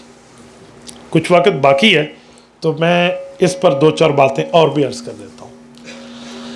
جب ہم یہ پوری بات پیش کر دیں گے تو 2:12 کے لفظ کا تو جنازہ نکل گیا، کچھ نہ بچا، لیکن کچھ لوگ مزید سوال تو کریں گے کہ مولانا چلو مان گئے بخاری میں تو نہیں، امام بخاری نے لکھ کے مٹا دیا تھا، لیکن مسلم شریف میں جو بات ہے اس کے بارے میں آپ کیا کہیں گے؟ ترمذی میں موجود ہے، اس کے بارے میں کیا کہیں گے؟ امام حاکم نے لکھا ہے مستدرک میں، وہاں کیا کہیں گے؟ امام احمد نے مسند میں لکھا ہے، وہاں کیا کہیں گے؟ امام نسائی نے کبریٰ میں لکھا ہے، وہاں کیا کہیں گے؟ تو اس روایت کا بھی جواب دے دو۔ اب ذرا توجہ رکھیں، سب سے پہلی اور بنیادی بات ہے کہ صحیح مسلم میں یہ روایت موجود ہے، لیکن صحیح مسلم کے اندر یہ لفظ ہے کہ یہ تعمیر مسجد نبوی کی بات نہیں ہے، یہ تو جنگ خندق کی بات ہے۔ آپ اٹھائیے مسلم شریف کی روایت، اب بخاری میں ہے مسجد نبوی کی تعمیر، مسلم میں ہے خندق کی بات۔ تعمیر مسجد نبوی سن 1 ہجری میں ہوئی اور جنگ خندق ہوئی سن 5 ہجری میں، یہ 4 سال کا درمیان میں فرق ہے۔ اس کا کیا مطلب ہے؟ اس کا کیا مطلب ہے؟ ذرا یہ تو مجھے بتا دیں، نمبر 1۔ نمبر 2، جو صحیح البخاری کے راوی ہیں ابو سعید خدری، وہی مسلم کے راوی ہیں، لیکن وہاں وہی کہتے ہیں کہ مسجد نبوی کی تعمیر کا وقت نہیں ہے، تو ایک راوی ایک جگہ ایک بات کر رہا ہے، دوسری جگہ دوسری بات کر رہا ہے، کیا مطلب؟ تیسری بات کہ مسلم شریف میں ایک اور روایت بھی ہے جو حضرت ام سلمہ رضی اللہ عنہ سے مروی ہے۔ حضرت ام سلمہ رضی اللہ عنہ خاتون ہے، اور وہ تو جنگ خندق میں موجود ہی نہیں تھی، کیونکہ عورتوں کے لیے امام ابن ہشام نے سیرت ابن ہشام میں لکھا ہے کہ جنگ خندق کے وقت عورتیں تو حضرت حسان ابن ثابت رن کے قلعے میں الگ تھیں، تو وہ جنگ خندق کے معاملے کو کیسے دیکھ رہی تھی؟ اور اگر یہ تعمیر مسجد نبوی کی بات ہو تو وہ سن 1 ہجری میں ہوئی ہے، اس وقت تو ام سلمہ رسول اللہ کی بیوی بھی نہیں بنی تھی، تو وہ اس واقعے کو کیسے بیان کر رہی ہیں؟ یہ سوالات میرے نہیں ہیں، یہ مسلم کی روایت پہ سوالات امام ابن رجب حنبلی رحمۃ اللہ علیہ کی فتح الباری میں یہ بات موجود ہے۔ یہ وہ کہہ رہے ہیں، میں نہیں کہہ رہا۔ وہ کہتے ہیں خرج مسلم فی صحیح من حدیث شعبہ ابی سلمہ سمعت ابا نضرہ یحدث عن ابی سعید، پھر پوری روایت لکھ کے وہ سب پوری بات کر رہے ہیں۔ یہ فتح الباری شرح صحیح البخاری کتاب الصلاۃ التعاون فی بناء المسجد جلد نمبر 3 صفحہ 299، رقم الحدیث 4447، مکتبۃ الغرباء المدینۃ المنورہ سعودی عرب سے چھپی ہے۔ تو اتنے سوالات کھڑے ہو جائیں گے۔ اور ایک سوال مجھ سے اور بھی لے لیں کہ مسلم میں یدعوہم الی الجنت ودعونہ الی النار، کہ عمار انہیں جنت کی طرف وہ جہنم کی طرف بلائیں گے، لفظ ہے ہی نہیں۔ مسلم خالی، ترمذی خالی، نسائی خالی، ابن ماجہ خالی، مسند احمد خالی، مستدرک حاکم خالی، تو وہاں تو ہے ہی نہیں۔ کیوں؟ یہ روایت جو تم بخاری سے پیش کر رہے تھے وہ لفظ ادھر نہیں ہے، تو جواب امام نافع رحمہ اللہ مولانا محمد نافع والا آئے گا کہ وہاں اکرمہ نہیں ہے، اس لیے یہ ادراج نہیں ہے، کیونکہ یہ کاروائی ساری اکرمہ نے ڈالی ہے۔ تو جہاں اکرمہ نہیں تھا اس میں تو لفظ نہیں تھے۔ اب مسلم میں یدعوہم الی الجنت یدعونہ الی النار کیوں نہیں ہے؟ جو آپ جہنمی کرو حضرت معاویہ کو ثابت کریں تو مسلم میں نہیں ہے، یا ترمذی میں نہیں ہے، کس بنیاد پہ آپ پیش کر رہے ہیں؟ تو یہ باقی کتب کا حال تھا، وہ میں نے آپ کے سامنے رکھا۔ تو مسلم شریف کے حوالے سے باتیں ہیں، اس کا جواب ہمیں چاہیے، تو کبھی بھی یہ جواب نہیں دے سکتے۔ ہم سمجھتے ہیں کہ اگر یہ روایت مسلم کے مطابق ثابت بھی ہو تو اتنی بات ہے کہ تقتل الفئۃ الباغیہ، باغی گروہ قتل کرے گا، اور اس سے مراد وہی قاتلین عثمان کی مفسد ٹولی ہے جو نے عثمان کو بھی شہید کیا اور صفین میں حضرت عمار کو بھی شہید کیا۔ تو ہماری تو اس پر پوری دلیل ہے۔ رہ گیا نسائی کی بات، تو نسائی کی شرائط جو ہیں وہ انتہائی سخت ہیں، امام بخاری سے بھی زیادہ سخت ہیں۔ تو جب راوی کہتے ہیں ابو سعید الخدری کہ میں نے روایت نہیں سنی، تو آپ کس عنوان پر امام نسائی رحمۃ اللہ علیہ کی بات کرتے ہیں؟ امام نسائی رحمۃ اللہ علیہ کی ان حوالہ جات پہ تو رد کیا ہے حافظ ابن رجب حنبلی رحمۃ اللہ علیہ نے۔ اور آئیے ترمذی کی بات کہ ترمذی میں روایت موجود ہے کہتے ہیں، تو اس کا جواب میں آپ کی خدمت میں دیتا ہوں، ذرا توجہ رکھنا۔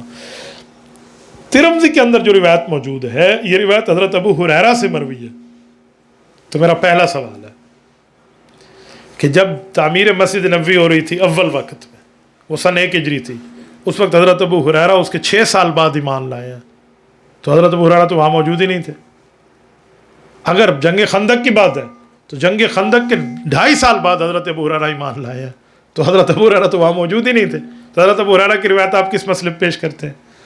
اچھا، اگر آپ اس کو لاتے ہیں کہ تعمیر مسجد نبوی دوم کی بات ہے جو سن 7 ہجری میں خیبر کے بعد ہوئی، اس میں یقیناً حضرت ابو ہریرہ رضی اللہ تعالیٰ شریک تھے، لیکن اس کے بارے میں آپ کی خدمت میں ایک بات کرتا ہوں، اب ذرا توجہ رکھنا، ذرا اس حدیث کو بھی سمجھیں۔ اگر ثبوت ہو جائے تعمیر مسجد نبوی ثانی کا، تو اس کا جواب موجود ہے، ابن رجب حنبلی رحمۃ اللہ نے فتح الباری میں لکھا ہے کہ اسنادہ فی الظاہری علی شرط مسلم ولیکن قد اعلہ یحیی بن معین بانہ لم یکن فی کتاب الدراوردی قال واخبرنی من سمع کتاب العلا لیس فی ھذا الحدیث قال یحیی دراوردی حفظہ لیس بشیء۔ وہ کہتے ہیں امام دراوردی کی کتاب سے جو امام مسلم امام ترمذی نے نقل کیا، امام دراوردی کی کتاب میں تو یہ بات سرے سے ہے ہی نہیں۔ امام یحییٰ بن معین جن کے لیے میں نے کہا 10 لاکھ حدیثیں اس نے لکھی، امام بخاری کے استاذ ہیں، وہ فرماتے ہیں یہ روایت معلل ہے۔ اور معلل روایت کون سی ہوتی ہے؟ معلل روایت کسے کہتے ہیں؟ شیخ محمود طحان نے تفسیر مصطلح الحدیث میں لکھا اذا کان سبب الطعن فی الراوی هو الوہم فحدیثہ المعلل، کہ جب راوی پہ جرح آ جائے، اس پہ وہم ہو جائے کہ روایت میں غلطی کرتا ہے، تو روایت کو معلل کہتے ہیں، اور یہ ناقابل اعتبار ہوتی ہے کہ اس کو نہیں مانا جاتا۔ اس پر اس طرح کی جرح بھی موجود ہے، پھر ترمذی کا نام لے کر اس کو کیوں پیش کیا جاتا ہے؟ رہ گیا مسند احمد، اس میں حدیث عمار جو پیش کرتے ہیں اس میں 2 صحابی کی بات ہے۔ ایک صحابی حضرت عبداللہ بن عمر ہے اور ایک صحابی عمر ابن عاص ہیں، والد اور بیٹا رضی اللہ تعالی عنہما۔ میرا ایک سوال ہے، یہ 2 صحابہ اس کو نقل کر رہے ہیں، تعمیر مسجد نبوی سن 1 ہجری میں ہوئی، یہ دونوں صحابی اس میں شریک نہیں ہیں، تو یہ کیسے اپنا آنکھوں دیکھا واقعہ نقل کر رہے ہیں؟ جنگ خندق سن 5 ہجری میں ہوئی، یہ دونوں صحابی اس میں موجود نہیں ہیں، یہ کیسے وہاں سے سننے کی بات فرما رہے ہیں؟ ان نے کیسے براہ راست سنی؟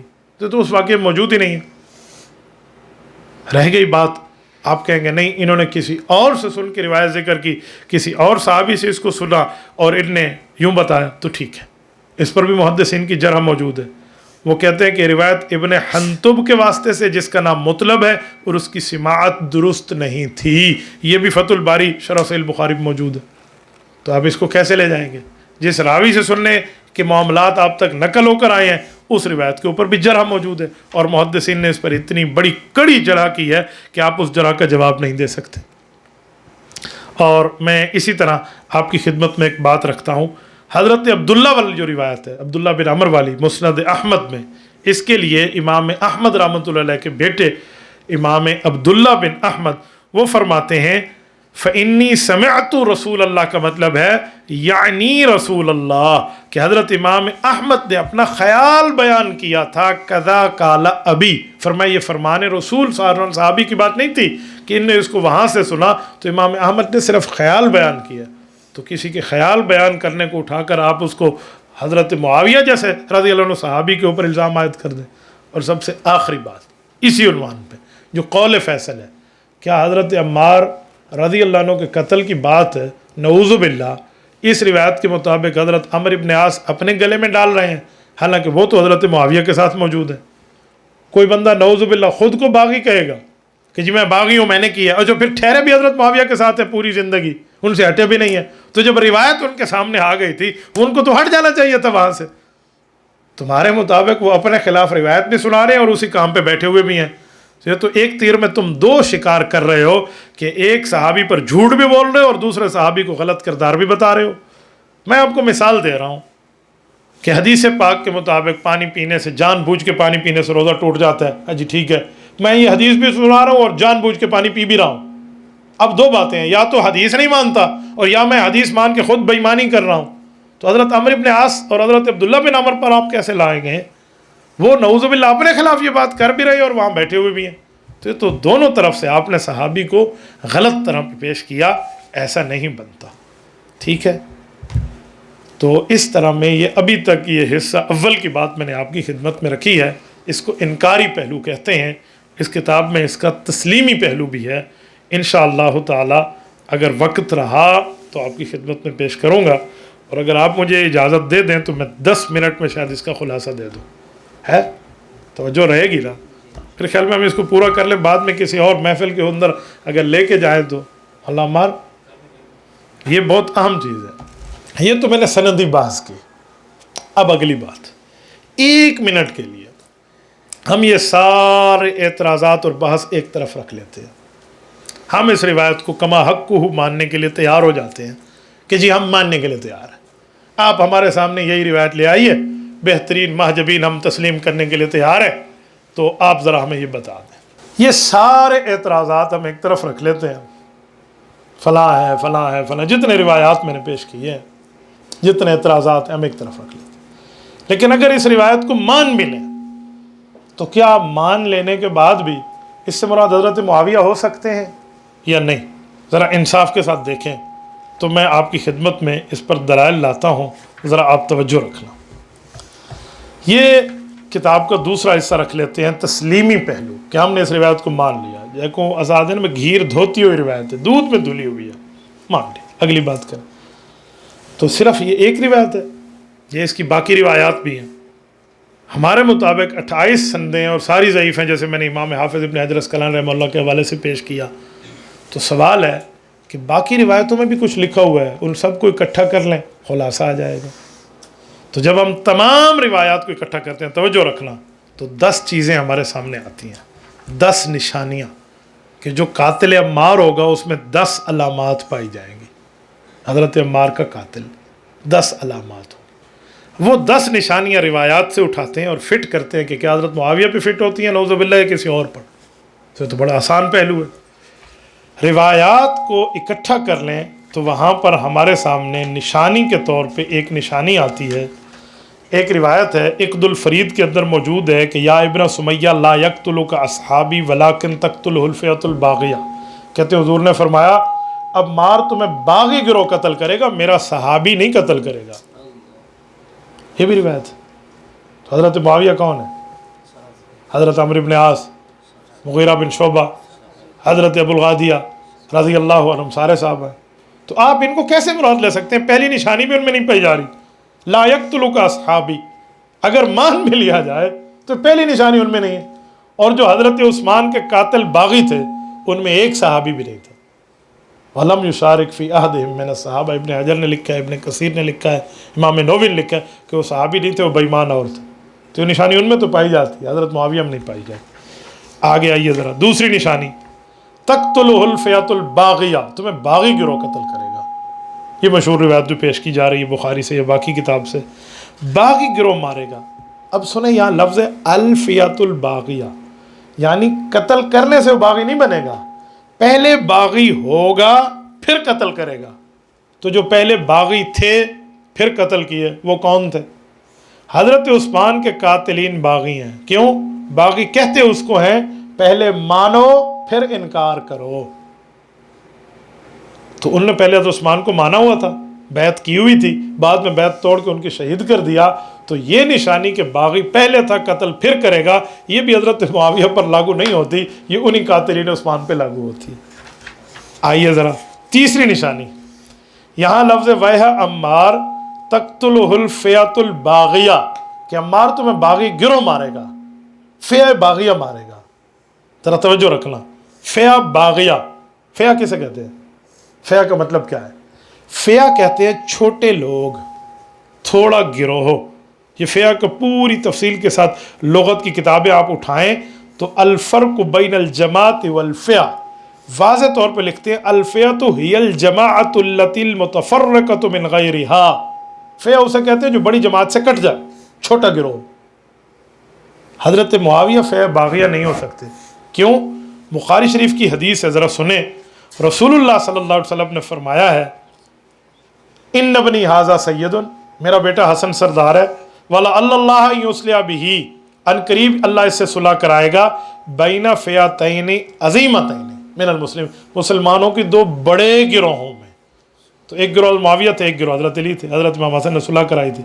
तो हज़रत मुआविया के गिरोह फ़िया अज़ीमा है और यहाँ कातिल फ़िया है बाग़िया है, तो वो कैसे मुराद हो सकते हैं? तीसरी निशानी में उनमें नहीं है, क्योंकि हज़रत मुआविया को तो हुज़ूर ने फ़िया अज़ीमा फरमाया, कातिल को फ़िया बाग़िया फरमाया, तो ये भी वो हज़रत उस्मान की कातिल टोली बनती है। तीसरी निशानी, चौथी निशानी में आए, यदऊहुम इलल जन्नत यदऊनहु इलन नार, अम्मारों ने जन्नत तरफ बुलाएंगे और वो जहन्नम की तरफ बुलाएंगे।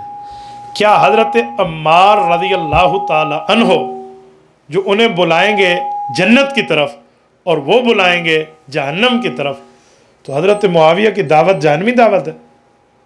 कोई बंदा ये कह दे कि उनकी दावत दोज़खी दावत है, तो हमारा एक जवाब है, हदीस पाक में है, हुज़ूर ने फरमाया, सही बुखारी की रिवायत, सहीहुल बुखारी में हदीस मौजूद है, نبی علیہ السلام نے فرمایا کتاب الفتن باب خروج النار کی روایت ہے 7121 ہے 7121، فرمایا لا تقوم الساعہ، قیامت اس وقت تک نہیں آئے گی حتیٰ تقتل فئتان عظیمتان یکون بینہما مقتلۃ عظیمۃ ودعوتہما واحدہ، کہ جب تک دو جماعتیں آپس میں لڑ نہ پڑیں، یعنی حضرت علی حضرت معاویہ کے گروہ کا اختلاف ہوگا، لڑائی ہوگی، بعد میں صلح حسن ہوگی، لیکن ان دونوں کی دعوت ایک ہوگی، دعوتہما واحدۃ۔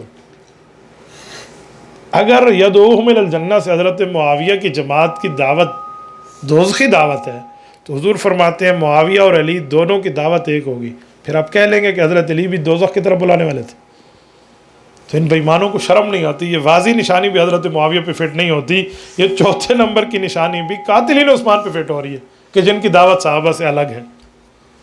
اس سے آگے آئیے، پانچویں نشانی،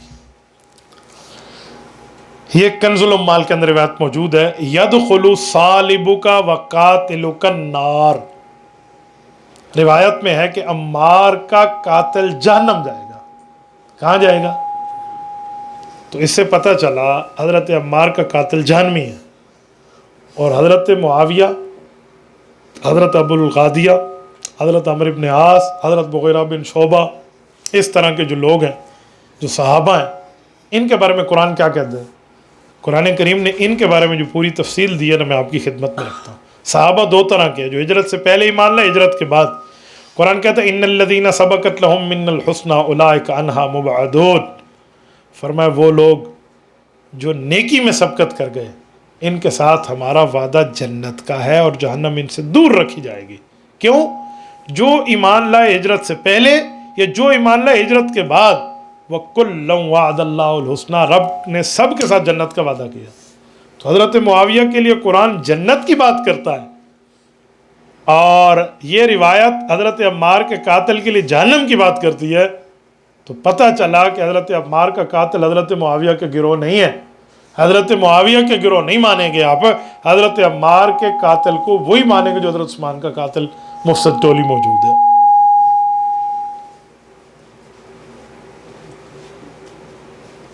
توجہ جی، ٹھیک ہے۔ اس کے ساتھ میں ایک چھوٹی سی بات آپ کی خدمت میں عرض کر دیتا ہوں، آپ اس کو سیٹ کرتے رہیں۔ وہ یہ ہے کہ کچھ لوگ اس پر اعتراض کریں گے کہ نہیں، حضرت ابو الغادیہ کے حوالے سے کہ حضرت ابو الغادیہ نے نعوذ باللہ شہید کیا تھا، فلاں لوگ فلاں بند، اب توجہ رکھنا، فلاں لوگ یہ کہتے ہیں، فلاں کتاب میں ہے کہ حضرت ابو الغادیہ نے شہید کیا ہے، ابو الغادیہ ایک صحابی ہیں، ان کے اوپر بھی یہ الزام ہے۔ تو میں کہتا ہوں خدا کے بندے، آپ ابو الغادیہ کو جانتے ہو؟ وہ کون ہے؟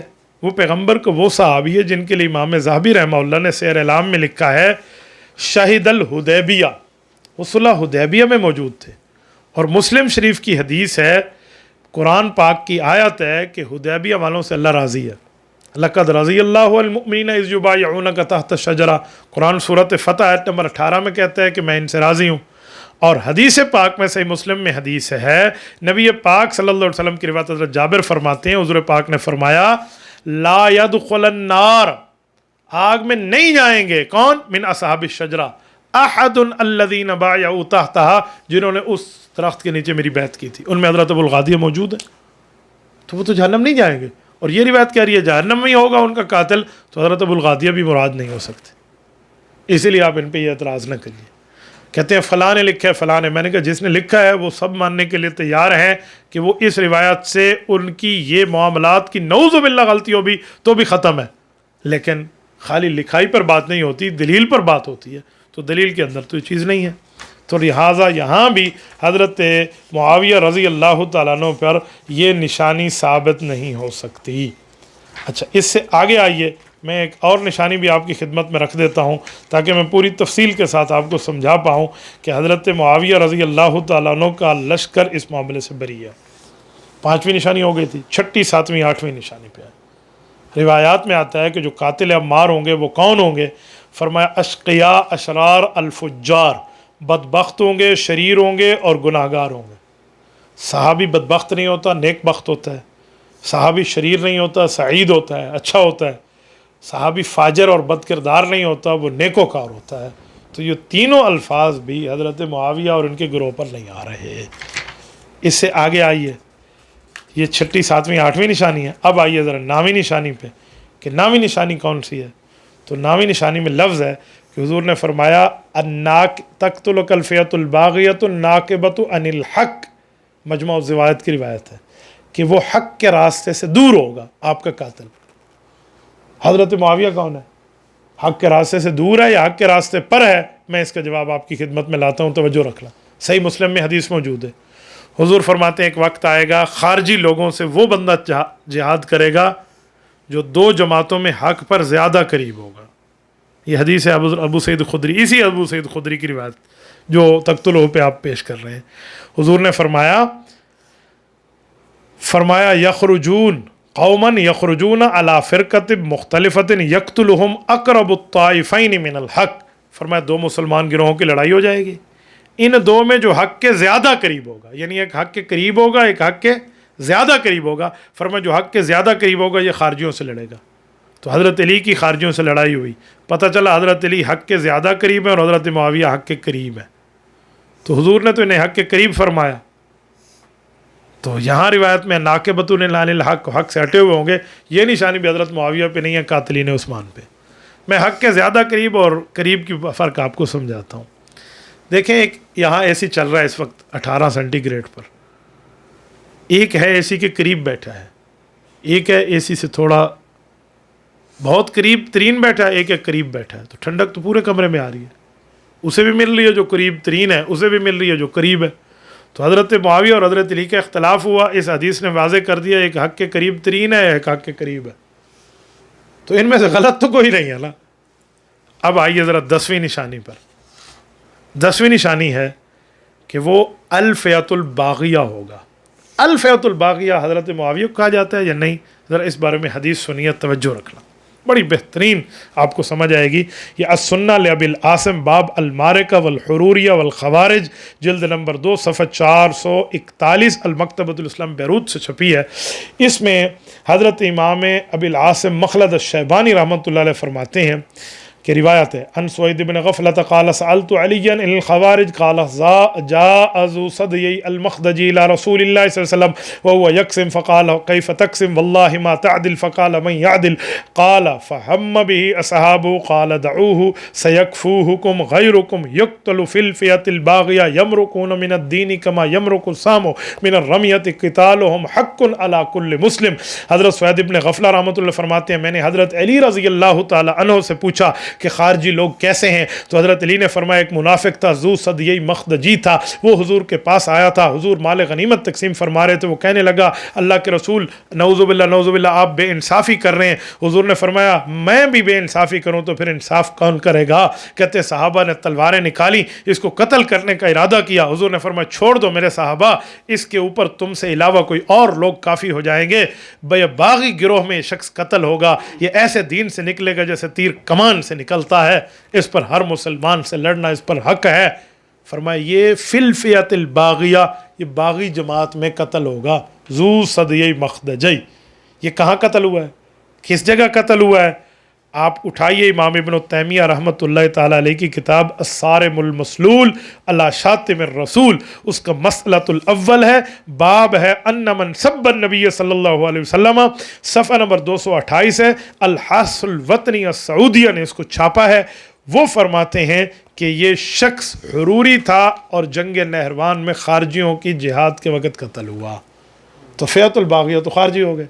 लिहाजा हज़रत उस्मान रज़ी अल्लाह ताला अन्हु के कातिल जो थे वही हज़रत अम्मार के कातिल थे। इससे हज़रत मुआविया रज़ी अल्लाह ताला अन्हु का कोई ताल्लुक़ नहीं है। तो दोनों तरह के पहलू आपके सामने आ गए। पहली बात है हमने रिवायत का इनकार किया और उसके ऊपर तमाम अकाबर के एतराज़ात सुनाए। दूसरी अगर मान मिलें तो जो निशानियाँ बताई गई हैं वो निशानियाँ हज़रत मुआविया और उनके लश्कर पे फिट नहीं होती। ये चंद बातें थी, वरना तफसील और भी है। अल्लाह ताला आपको और हमें सिरात मुस्तकीम अता फ़रमाए, दीन इस्लाम अता फ़रमाए, शरीयत इस्लामिया पे अमल की तौफ़ीक़ अता फ़रमाए। सहाबा कराम से अल्लाह हमें महब्बत, मवद्दत, ताल्लुक़, अक़ीदत, यगानगत अता फ़रमाए। जज़ाकुमुल्लाहु तआला। अल्हम्दुलिल्लाहि रब्बिल आलमीन वल आक़िबतु लिल मुत्तक़ीन वस्सलातु वस्सलामु अला सय्यिदिर रुसुल व ख़ातमिन नबिय्यीन। ربنا ظلمنا انفسنا وان لم تغفر لنا وترحمنا لنكونن من الخاسرين ربنا آتنا في الدنيا حسنة وفي الآخرة حسنة وقنا عذاب النار وادخلنا الجنة مع الابرار یا عزیز یا غفار یا ارحم الراحمین۔ اے اللہ ہمارا بیٹھنا سننا قبول فرما، اے اللہ صحابہ کرام کی محبت، مودت، اہل بیت کا تعلق، عقیدت، یگانگت، الفت ہمارے دلوں میں قائم فرما۔ اللہ جو ان کے خلاف لوگ چل رہے ہیں ان کو ہدایت عطا فرما، اگر ان کے ذمے میں ہدایت نہیں ہے اللہ ان کے لیے اپنا فیصلہ فرما۔ صلی اللہ تعالی علی خیر خلقہ محمد وعلی آلہ واصحابہ اجمعین برحمتک یا ارحم الراحمین۔